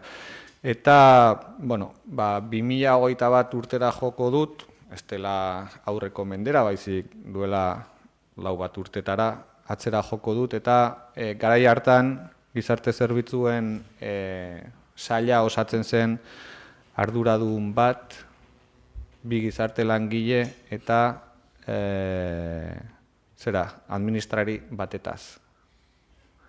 Eta 2024 urtean, 25 ja ditugu, zuk aipatu duzun bezala, arduradun bat, 5 gizarte langile, 3 administrari, eta indartu dugu aurten sustapeneko langile batekin gehiago sail hori. Zan nahi dut, nik uste dut, garapena nabarmena dela estrukturari dagokionean. Tamalez egia da, ez dakit lanpostu gehiago berden, estruktura handiagoa berden, hori lanpostuen balorazio objektiboak definituko du zen mailako estruktura behar den, zerbitzu horretan besteak beste balorazio globala izango da, baina zerbitzu horretan ere aztertuko da, eman beharra ditugun zerbitzuak emateko zenolako estruktura behar den. Nire iritziz, gaur egungo arazorik handiena ez da estrukturaren ikuspegikoa, baizik aldi baterakotasunaren eta utxuneen, hau da, estrukturan ditugun utxuneen arazo bat handiagoa daukagu. Eta alde horretatik bai aipatu beharra daukat gobernu taldea lanean ari dela, lehen aipatu dugu aurten oposaketa deialdiak egingo direla, eta norabide horretan dijoaz. Utxuneak bete, eta egonkortasuna handitzerako norabidean lanean ari gara. Beraz, ez daukagu inolako eragozpenik lanketa horretan jarduteko, eta noski utxuneak betetzearekin langile gehiago izatearen aukera abordatuko dugunez guk ere aldeko bozka emango dugu, baina beti ere gogoratu nahi dut gehiago eskatzea ez duela zertan esan nahi hobeagoa izango denik. Estrukturazioa oso garrantzizkoa da, eta hori da lehen aipatu dudana lanpostuen balorazio objektibo horretan jorratuko dugun gaietako bat. Zeintzuk diren gure egituraren ezaugarriak, eta zeintzuk izango lirateken beharko genituzkeenak zerbitzu efiziente eta egoki bat emateko. Baina ahotsan udal taldetik eta gobernu taldetik ere, nire aldetik behintzat aldeko bozka emateko prest gaude mozio honi, horretan ari baikara lanean. Eta mesedez, mikrofonoa itzeliko bat zenu, eskertuko nizuke. Beste valoraziorik? Eskerrik asko. Bai, Josu, mi esker, hain duzun aipamena, Igor, alkade jauna ere eman dituzun azalpenak, agian denetan ez gauda ados, edo nola esan dituzun, baina, ez nahi sartuko horretan. Ados gaude, ne ustez udal talde guztiak, zerbitzu honak eman behar diela, hobetu dezakegula, eta aldingo dugu, mozio honeri, batez ere bilatzeko alden eta zerbitzu hoena emateko. Badakigu lanean ari gala eta hontan ere EAJ beti alde egon dela, zerbitzu egokiak ematia. Eta orduan Josu, PSOEren mozioaren alde egingo dugu. EH Bildutik valoraziorik? Bai, arratsaldeon guztioi, azaldu den bezala, danak bat egiten dugu, azken finean langileriari dagokiona eta lau indartu beharrean dagola, baina Igorrek azaldu den bezala norabide batean eta pauso batzuekin, eta utxuneak betetzeaz gain eta egonkortzeak bideratu ondoren, lanpostuen balorazio objektiboak erakutsiko digu zer gehiago beharko genuken eta nola, baina gaur gizarte zerbitzuetakoa ekartzen da, baina zoritxarrez alor ezberdinetan egoera antzekoa da eta horregatik hain garrantzitsua 5. puntuan aipatutako lanpostuen balorazio objektibo hori, baina gure aldetik ere noski baiezkoa. Eskerrik asko, beraz, bozketara pasako gera, 16. puntuan gizarte zerbitzuak indartzeko mozioaren aldeko bozkak, aho batez onartua, eta 17. puntura baitare alderdi sozialistak erregistratutako Guadalupeko gotorlekua memorialeku bihurtzeko eskaeraren ingurukoa. Josu, zurea da hitza. Bai, oindala astebete, astebete, gitxora bera irakurri nuni egunkaritan, nola Gipuzkoan 2 o 3 gotorleku bihurtuko zirela memoriaren lekua. Bat zan Saturraran, beste bat zan Irungo Zubila internazionala, hirugarrena, ez da hirugatzen, baina hirugarrenare oso ezaguna zen. Orduan, etorri zitzaidan burua, jake Hondarribian ikusten dut Hondarribiak dauka leku bat oso berezia. Ikusten dute historian zehar, memoria demokratikaren inguruan, eta bihar lehenautikan ere bai, Guadalupe izan da gotorleku bat oso ezaugarria eta historikoki kondaira dauka, historia dauka, herriakin lotura handia dauka, eta memoria demokratikoari baita ere izan du dauka lotura handia. Eta horregatik pentsatzen duen, aukera izatea eta plenoan agertzea, eta beste indarren inguruan bere iritsia ze izatea. Eta mozio gola esaten du. Proposición para que el Fuerte de Guadalupe sea declarado lugar de memoria. El Grupo Municipal Socialista, a tenor de lo dispuesto en la Ley 20-2022 de Memoria Democrática, que en su artículo 49 define los lugares de memoria democrática como aquel espacio inmueble, paraje o patrimonio cultural inmaterial o intangible en el que se han desarrollado hechos de singular relevancia por su significado histórico y simbólico, o por su repercusión en la memoria colectiva, vinculados a la memoria democrática, a la lucha de la ciudadanía española por sus derechos y libertades, la memoria de las mujeres, así como con la represión y la violencia sobre la población como consecuencia de la resistencia al golpe de Estado del 18 de julio del 36. La dictadura, el exilio y la lucha por la recuperación y profundización de los valores democráticos. Teniendo en cuenta que el Fuerte de Guadalupe fue utilizado como prisión para los presos de la Revolución de octubre del 34, fue un lugar donde se resistió al golpe militar del 18 de julio, en el que se produjeron diversas muertes relacionadas con el conflicto bélico, y en sus inmediaciones fueron alojados trabajadores forzados por el franquismo y fue utilizado como prisión en diversos momentos. Además, está considerado desde 1994 como bien de interés cultural.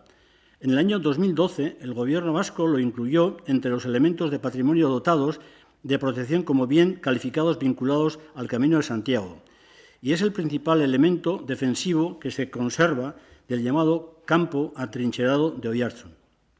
Por todo lo anterior, desde el Ayuntamiento de Hondarribia acuerda que se solicite a la Secretaría de Estado de Memoria Democrática la declaración del Fuerte de Guadalupe como el lugar de la memoria.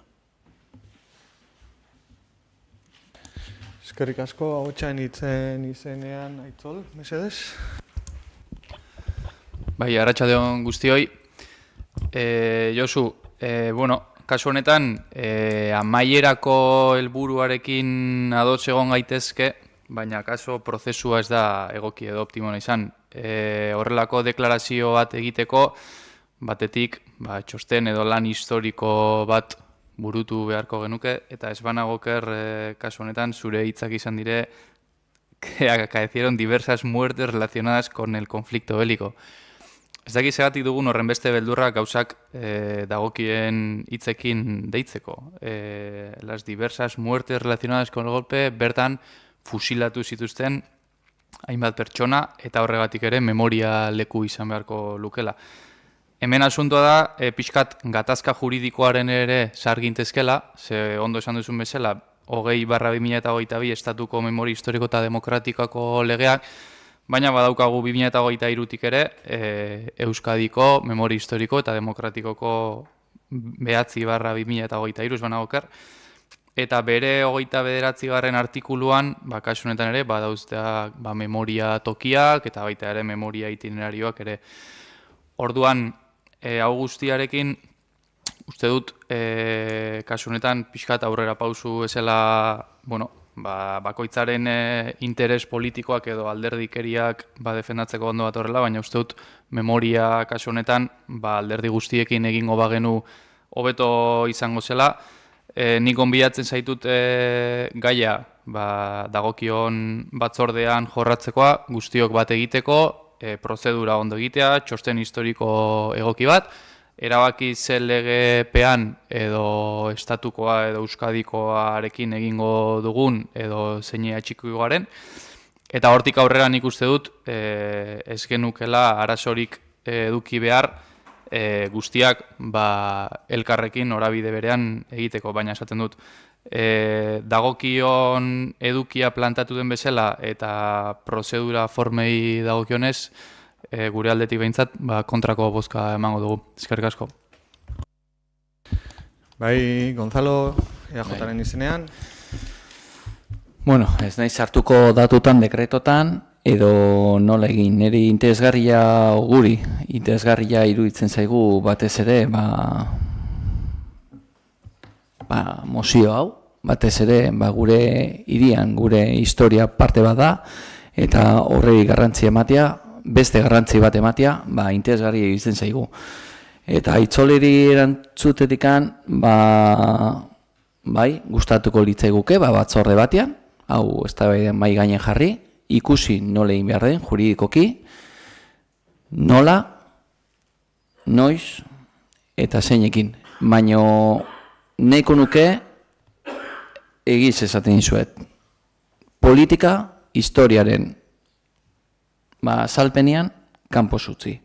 Goazen jartzea gauzak daude moduan, ze gertatu zen kontatu behar den moduan, eta hortikan aurrera gu mozio alde ingo dugu, eta ez baldin bada aurrera atetzen, ere batzorde horretan egongo gara. Gustatuko litzaiguke jakitea ze batzorden landuko den hau, eta hortikan aurrera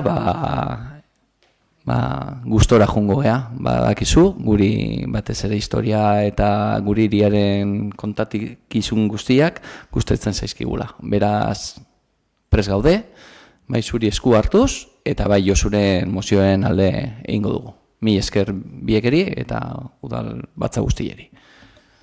Bai, Bilduren izenean.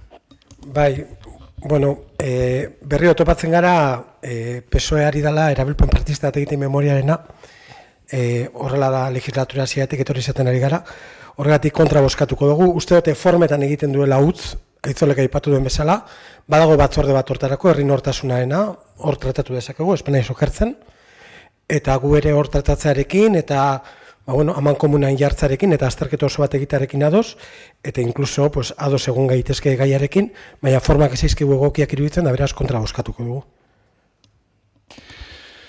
Eskerrik asko, 17. puntu hau, Guadalupeko gotorlekuan memorialeku bihurtzeko eskaeraren aldeko bozkak, aurkakoak, mozioa ez da aurrera atera. Eta 18. puntura pasako gara, erregu eta galderei dagokiona. Ez dakit norbaitek galderarik erregurik egin nahi duen. Gonzalo, edo... Maio bila aipatu inzu moduan handerrekin gozun galdera. Ander, zure da hitza. Bai, eskerrik asko. Bueno, pasa den asteko bilera batean, Hondarribiko bunkerretan egin nahi diren lanetaz aritu ginen. Ez dut spoilerrarik egingo, baina bertan beste hainbat interbentzioetaz gain, bunker horiek sozializatzeko helburuarekin, QR kodeak erabiltzea egokia izan litekeela aipatu zeniguten. Eta horrekin ados bagaude ere, harriduraz ikusi dugu hori proposatzea, harriduraz aurtengo aurrekontuetarako gure ekarpenen artean, erabat baztertu zenituztenak, eskaretako bat, hain zuzen ere, hiriko monumentuetan QR kodeak jartzea baitzen, 15.000 eurotako partidarekin. Beraz, gure galdera hau da, epe motzean eskatzen genuen moduan, monumentuetan kode hauen baliogarritasunari buruzko gogoeta bat egiteko presta altzaudete? Eskerrik asko. Bai, barkatu, nire memoriak ere Josuri gertatzen zaion bezala uste dut memoria ja txikikoan geratzen ari zaidala eta ze bilerataz ari zara hitz egiten? Arma plazako bilera. Bale, barkatu, bai. Eske, agian ikasi beharko genuke udaleko dinamika eta udalean jorratzen ditugun gaiak eta arma plazako dinamika, ez direla bat. Gauza da, patronatu bat, fundazio bat, eta fundazio horren ibilera eta bilakaera, eta beste gauza bada, Hondarribiko udal gaiak jorratzen ditugunak. Eta uste dut, jakin beharko genukela desberdintzen eta planteamentuak egiten eremu batean lantzen duguna, eta beste eremu batean lantzen duguna. Nik ez dut galdetuko hemen norbaiti txingudiko zerbitzuetan, edo bidasoako partzuergoan, edo bidasoa biziriken ematen diren eztabaidak eta lanketak.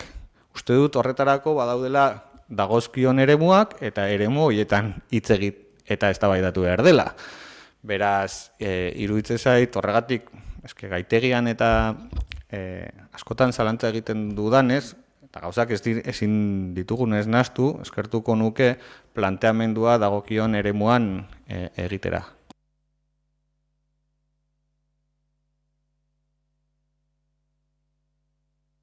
Nik bai, eskerrik asko. Horkitzen dudan. Xaitua Gaztelekuko obrarekin gertatzen ari denak kezkatzen gaitu, segurazki hemen gauden guztioi bestela. 2023ko martxoan edo apirilean hasi ziren, gu oraindik gobernuan gaudenean eta 9 hilabetetan bukatua egon behar zuen obra. 2024ko urtarrilan. Urte bete pasada eta oraindik ez da bukatu. Duela aste batzuk komunikabideetan ikusi genuen Irungo udalak enpresa berdinaren aurka hainbat neurri hartuko dituela lanak behar bezala ez bukatzeagatik. Orduan galderak hauek dira, zein da gaur egungo egoera, zergatik luzatu da inbeste obra, eta zer egingo du udal gobernuak enpresak lehenbailen obra bukatzeko eta gazteek Xaindua Gaztelekuko espazioaz disfrutatzeko. Eskerrik asko. Eskerrik asko zuri, Maria. Uste dut zuk erantzun gehiago dituzula nik baino, izan ere, ze urtean itxi zen? Ze urtean itxi zen, Xaindua Gaztelekua? Ez naiz oroitzen, baina esleipenetan eta pertsonalaren kontratazioaren arazo berdinak izan genitun. Hasi zeate horiek ere bai zuek pairatzen. Bai, baina guk atera dugu ez 4 urte edo 3 urte ondoren, guk urtean zehar. Pandemia baino lehenagotik itxi zen Xaindua eraikina, ez banago kerre 18an, izan daiteke 18an, baina 19an zu arduradun zinen garai hartan.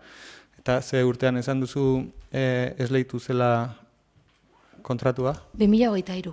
2023an. Barkatu, 2023an obra hasi zen, eta 2024erako bukatuta egon bat zituen. Bai, hori, 5 urte ondoren. Bai. Bueno, hor ikusten da pixkatez, kudeaketaren ondorio, eta horretik esaten duzu ziurazkin ni baina hobeto dakizkizula hainbat gauza, zeren egoera horren arduradun izan zara, gutxienez 5-6 urteetan, eta, bueno, horrela gaude. Eta bai, kontratazio horrek, zuen garaian esleitu zen kontratazio horrek, burua uste izugarri pila ekartzen ari dizkigu. Obra hori ez dijoa nahi bezala, enpresa horrek ez du lan egin behar zuen bezala, eta hartu dira zenbait neurri udaletxe honetatik. Irungo kasuarekin aldaera batzuk badaude, zeren, sakonduko dut gerago. Hondarribiko udaletik presio izugarria egintzaile eraikuntza enpresa horri behar bezalako neurriak hartzeko lanekin amaitzeko. Gogoratuko dut baita udaletxeko obra, zeren uste dut badaukala lotura nahiko antzekoa udaletxeko obrarekin gaur egun oraindik pairatzen dugun eta sufritzen dugun egoera honekin, baita ere duela zenbat urteko eratorritako egoera hau, beste 5 pasei edo urtekoa bai, eta oraindik espazioak itxitak ditugu jaso delako horrelako egoera ez egoki bat. Eta hain justu, egin diren presio neurri guztiak bideratuta daude udaletxean gertatu dena ez dadin gertatu. Hau da, estutu da enpresa eraikitzailea alden gehien itxo gabe. Enpresa eraikitzaileak inoiz ez dio utzi lan egiteari. Gaizki lan egin izan du beste garai batzuetan eta horregatik ireki izan dira espediente batzuk, baina ez dio uko egin lanak burutzen aritzeari eta eduki ditu langile gehiagoren garaiak gaur egun bezala edo langile gutxigoko garaiak eta oso motel zijoazten garaiak. Ez dugu itxo nahi, bultzatzen diegu aldugun guztia, baina lan horiek bukaera oso gertu duten arren, gaur egun oraindik ez daude bukatuta. Eta bai uste dugu bukatzeko bidean daudela eta bukatzeko konpromisoa hartu dutela udalde honekiko ere esan beharra dut. Eta zein da Irungo eta Hondarribiko egoeraren arteko diferentzia galdetuko duzu? Pentsatzen dut. Bai, Irunen lanak bukatutzat eman dituztela, enpresakoek lanak bukatutzat eman dituztela, eta udalak ez dula kontsideratzen lanak bukatutak daudenik. Hori da, neurri batean diferentzia Irunen lan egiteari utzi diote, enpresakoek iritzita lanak bukatuta daudela, eta udalak esaten du kontratatutako lanak ez daudela bukatuta. Gure kasuan, desberdintasuna da lanekin jarraitzen dutela, bukatzeko konpromisoa hartu dutela, material asko sartu dute, inbertsio asko sartu dute azken hilabeteetan, eta pentsatzen dugu epe laburrean bukatuko dela, eta guk ere, uste dut guk baino gehiago gazteek, Hondarribiko gazteek, eskertuko dutela lehenbailen gazteleku zerbitzua eta gazteria zerbitzua zainduara joatea. Orduan, enpresa horrekin izan dezuten negoziazioan, beraiek obra inbeste lusatzeagatik ez dute inolako isunik izango? Momentu honetan ezin dizut hori esan, kontratazioan jasota dago aukera hori, bai noski, kontratazioan jasota dago aukera hori, eta momentu honetan ez dago obra bukatua eta ez dago espedientea irekia obra bukatzen denean, bakizu hori teknikariek egikaritzen dituztela kontratuaren nondik norakoak, eta momentu honetan ez dago espedientirik irikia atzerapen horrengatik nik dakidala behintzat. Igor, barkatu zuzenketa bat, arrazoi zenun 2018an itxi zela, arrazoi, barkatu, nik emeretzen esan dizutelako. Ez, baina gogoratzetik pixkat, nik batzutan ere burua motza dakat eta agian horregatikan. 2018an kontratatzen da un proyecto con contrato menor, para evaluar los daños y ejecutar obra. En marzo de 2019 se detectan unas fisuras estructurales y hay que ampliar el proyecto. En 2020, febrero, se contrata el proyecto y dirección de obra, nahiko kostatzen da hori egitea, zen hor bat zeuden arau batzuk, ez dakit, enpresa berak nahi zulako egin, zaukan derechos de autor deitzen den hortan, eta badago artikuloren bat en contratación, y por procedimiento negociado sin publicidad egiten da kontratua. 2008ko martxoan COVID-a. 2021ko abuztuan se admite el estudio de detalle. 2021ko abenduan se admite en pleno el estudio de detalle. Ez dut ikusiko boska aldeo kontra egin zenuten, ez dakit. 2022ko lehenengo hilebetetan se hace una participación ciudadana de entre jóvenes en los cuales se apuntan 18 jóvenes para decir qué tipo de Sheinua quieren. El 22 de junio, en el año 22, en junio, se entrega el proyecto y se presenta en comisión, en el cual abotzanit, ezio gustatu, han lupe egon zan komisio hortan salatzeta jartzen zulako. 2022ko abuztuan egiten da el estudio geotécnico. 2022ko urrian se entrega el proyecto y presupuestos completos. Abril 23, crédito aldaketa egin eta gero, se adjudica la obra a Indenor, UTE batez bitartez. Apirilan, 23koan, se colocan las vallas y chabolas. Y el 23, y en 2023, en junio, zuek hartu bezain pronto gobernua, se firma el acta de apertura de obra. Nei zute esan, aipatu duzun gauz guzti horiek lehenotikan, 5 urte horiek, bai egon ziren akatz asko, egon ziren zailtasunak eta egon ziren gauza asko, baina egon ziren gauzak egiten. Eta bakizu zenbat kostatzen den gauzak egiten. Eta Mariak esan dizun galdera, izan da bat eta zu induzu betiko moduan zure kronologia buruan. Orduan nahi dut argi utzi, hau dena egin zela epe horietan. Eta batez ere argitzektikan. Deus gehiago. Eta hortikan aurrea, ja, zuen ardura da, Sheindua berandu, gaizki, ego nola egiten den. Jo, baina benetan, eskerrik asko, ikusten duguna da, obra martxan jartzeko tramitazioak askoz ere gehiago iraun duela, eta iraungo duela. Obra ez dakit bukatuko da, espero dut, datorren hilabetean edo hurrengoan, baina tramitazioak zuk aipatu duzu, eta egia da, nik egiten dudana memoriz zuk idatzita ekarki duzula, oso ondo, kronologia guzti hori nonbaiten idatzia zeneukan eta ongi prestatuta zeneukan, ni memoriz bota dudana zuk ongi prestatuta zeneukan, eta beti gertatzen den bezala ni memoriz aritu behar naiz, eta zuek ongi prestatutako dokumentazioarekin. Baina labur bilduz, obrak iraungo du askoz ere gutxigo, obra egiteko tramitazio guztiak baino. Beste galderarik? Nik erregu bat. Bai? Bai. Asko gustatu zait, plenoaren hasieran bestitxuk esan duenean, abotsanitz beti gorrotoaren aurka maitasunaren alde dagoela, zubiak eraikitzearen alde, beste guztiekin izango da, EAJarekin ezik. Bestela, nola ulertu daiteke udaleko alkate orde batek gure alderdia publikoki eskuin muturreko faxistekin ekiparatzea. Ez zaigu iruditzen maitasun mezu batenik. Ez, alkate orde batek.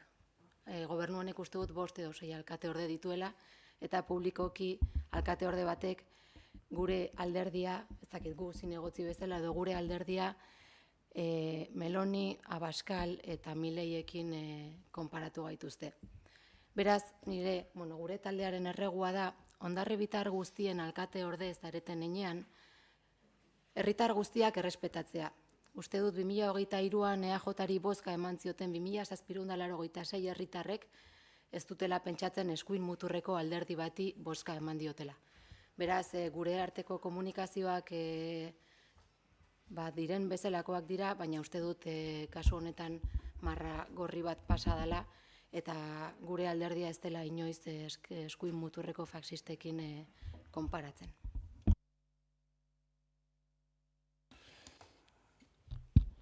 Erregua jasota, ez dakit beste erregu bat ere esaten zait egin nahi dela? Bai. Nik ere, Mariaren erreguaren espirituari gehitzen naiz, eta gustatuko leitzaidake adieraztea, alkatearen gaitasunak goraipatzea modu polit batean, baino atzean izkutatzen denean eraso bat, hori ere marragorri bat dela, eta esatea alkatea abila dela, oposizioko, ez ditxu mesedez, ez, barkatu, agresibo-pasibo esaten zaio horreri, eta hori eraso bat da, eta aprobetxatuko dut esateko abila ez gaitasuna handiko tipoa dela, eta ez dudala ezagutzen berak duen gaitasuna duen beste inor. Así que, hoixen ere erregua, mesedez, errespetuz tratatzea.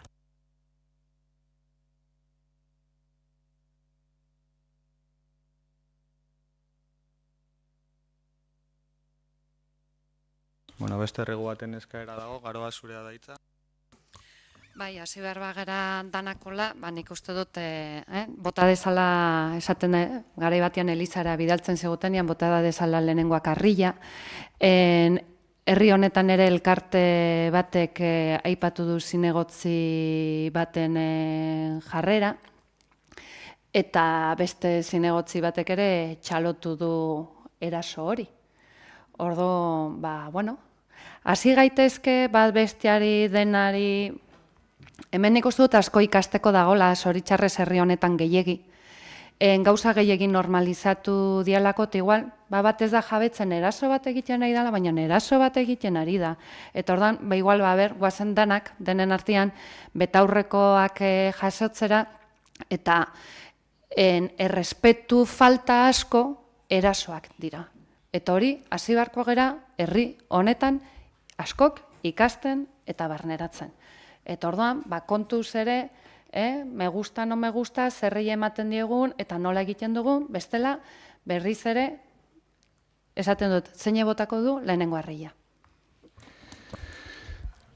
Bueno, arratsaldeko 8 diren honetan, ongi baderitzozue, bilera gaurko bilkura amaitutzat emango dugu. Eskerrik asko zuen ekarpenagatik guztioi, eta ikusiko gera ziur datozen egunetan.